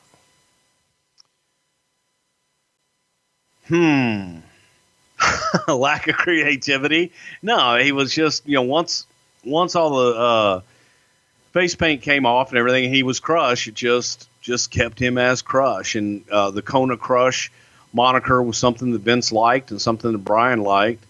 And don't change what isn't broke. Lots of questions about who did their makeup, because lots of early images of the team show that the paint didn't look nearly as slick as it did towards the end of their run. Is that just them doing it and getting better over time, or did you guys bring in experts to paint? Nope, they did it. They just got better. Of course, everybody wants to know, why is the theme song edited out of all of the DVDs? I don't know. I think it's some kind of a contractual dispute with the rights and Rick Derringer, and I'm not really sure how all that worked. One of the questions on here is whether or not Kiss ever tried to sue or attempt any sort of copyright infringement for their look. Why? I don't know. Did Kiss have a trademark on painting their face? Well, I mean, they do. Fuck Kiss. Fuck anybody who likes Kiss. Tony Schiavone loves Kiss. So does somebody else that was referenced to. Who does, or how does Pat Patterson feel about their gimmick? The base of the demolition, and then we're gonna come out with the gimmick, and fuck you. Was any pepperoni with that pie? Was anybody else considered for the role outside as the third member besides Crush? Not that I recall, and it was another situation that you can chalk up to timing, because when we're looking for a third person, Bryan Adams, right place, right time, right size, right look. So I don't think that it ever got beyond that. When you saw him, went, hey, shit, he'd be great for that third Demolition, and then the search ended. What would it sound like if the Demolition theme could be sung to the tune of With My Baby Tonight? Here comes the axe with the smasher. I love him. I don't know. Goddamn, that's a tough one. You know what, folks? I'm going to work on that, and I'll sing it next week. And we'll post it to our Facebook, facebook.com/something to wrestle. Malcolm wants to know, any good drinking stories with Axe and Smash? Had a lot of good time drinking with him, but nothing out of the ordinary. Barry is a big loudmouth Minnesotan who is an absolutely hilarious and fun drunk. I had some good times with Bill Eadie and I want to say Jumbo Saruta, but Tenru. Bill was always just really nice to me. I just had good times with him. Nothing crazy, though. Hey, I didn't realize this, but Andre and Haku beat Demolition for the tag titles on Superstars in '89. That happened right here in Huntsville, Alabama. Did y'all do that for me specifically? Yes, exactly. That's great. I thought you already knew that. No, man, that was awesome. Oh, Larry Thompson. You were looking out for me even when I was 8 years old. I love it. Oh, yeah. Was it planned to keep the tag titles on them as long as they were, or did it just kind of become something they just went with? It probably just was something that they went with, but at the same time, it wasn't planned to take it off of them any earlier. Like I said, Vince liked to keep the titles stable at that point in time. Do you think the Ascension were patterned after Demolition? Is that kind of the updated version of Demolition in Vince's mind? Yes. That was a very bad one at that. Why did neither guy ever have a singles match with Hulk Hogan? It feels like either one of these guys with this gimmick could have worked a house show loop with Hogan, could they not? Oh, I think that both guys with single gimmicks, but again, the tag team, just a little different thing, different time and different way of marketing. But Darso and Edie both, I think, could have had a hell of a single run with Hogan. I know you weren't there, but do you know who came up with the Repo Man? I have no idea. That sounds like a Vince deal. Yeah, I think so too. So wait a minute. Has your car ever been repossessed, pal? Really? What did it feel like? Did the guy turn and laugh and go, imagine being a repo man. And you got a little mask. But, not like a full mask, just a little mask around your eyes, like the Riddler used to wear. And then you got your hook. God damn, I love it, pal. A pretty smart question here from Kane on Twitter that I've always wondered, and I didn't make a note of it here. How much of an influence was the Lord Humongous gimmick on Demolition's concept? Obviously, Randy Colley claimed credit for this, but the Lord Humongous gimmick had been around the South with an almost identical look for quite a while by this point. What's your take on that, the Lord Humongous connection? I'd give more credit to Jason than Lord Humongous, and I probably do that because I knew who the hell Jason was, and I didn't know. I never watched the Road Warrior movie. I didn't know who the hell Lord Humongous was. I thought he was just a gimmick guy that came in with a hockey mask when he came into the Mid-South. So for me, it was more Jason than it was Humongous. Aaron wants to know, was Bill Eadie difficult to work with? It seems as if he doesn't agree with anything in wrestling if you've ever seen an interview of his. Well, no, he wasn't, but he could do some things like I explained about the last match in Houston, which he wasn't crazy about, hurt the town. It just wasn't cool and didn't need to do that. Well, anything else you want to address here for Demolition? Because I've got one last silly little thing I want to ask you to do. But outside of that, I think I've kind of covered all the different questions here that we had on Twitter. So what say you, Bruce? Anything else we want to touch on before we finish with the big finish here? Holy cow, man. I think we covered it. Hypothetically, what would it sound like if Johnny Ace sang the Demolition theme song? Oh, here comes the Axe. Here comes the Smasher. They're Demolition. They're walking disaster. Yeah, buddy. Cowabunga. All right, so there you go, kids. There is this week's edition of Something to Wrestle with Bruce Prichard. Next week's poll, not on Twitter, it's on Facebook. Cruise on over, like our page, and vote in the poll. You'll see it right at the top. It's facebook.com/something to wrestle. We're doing something different with this week. We're not previewing the topics here. We want you to go like our page on Facebook. So pick up the hint, do us a solid. The show's free. We want you to support our sponsors and be sure to go ahead and like us on Facebook. It's facebook.com/something to wrestle, and be sure to vote in our poll. And we'll see you next week right here on Something to Wrestle with Bruce Prichard. The world of MLW Radio never stops.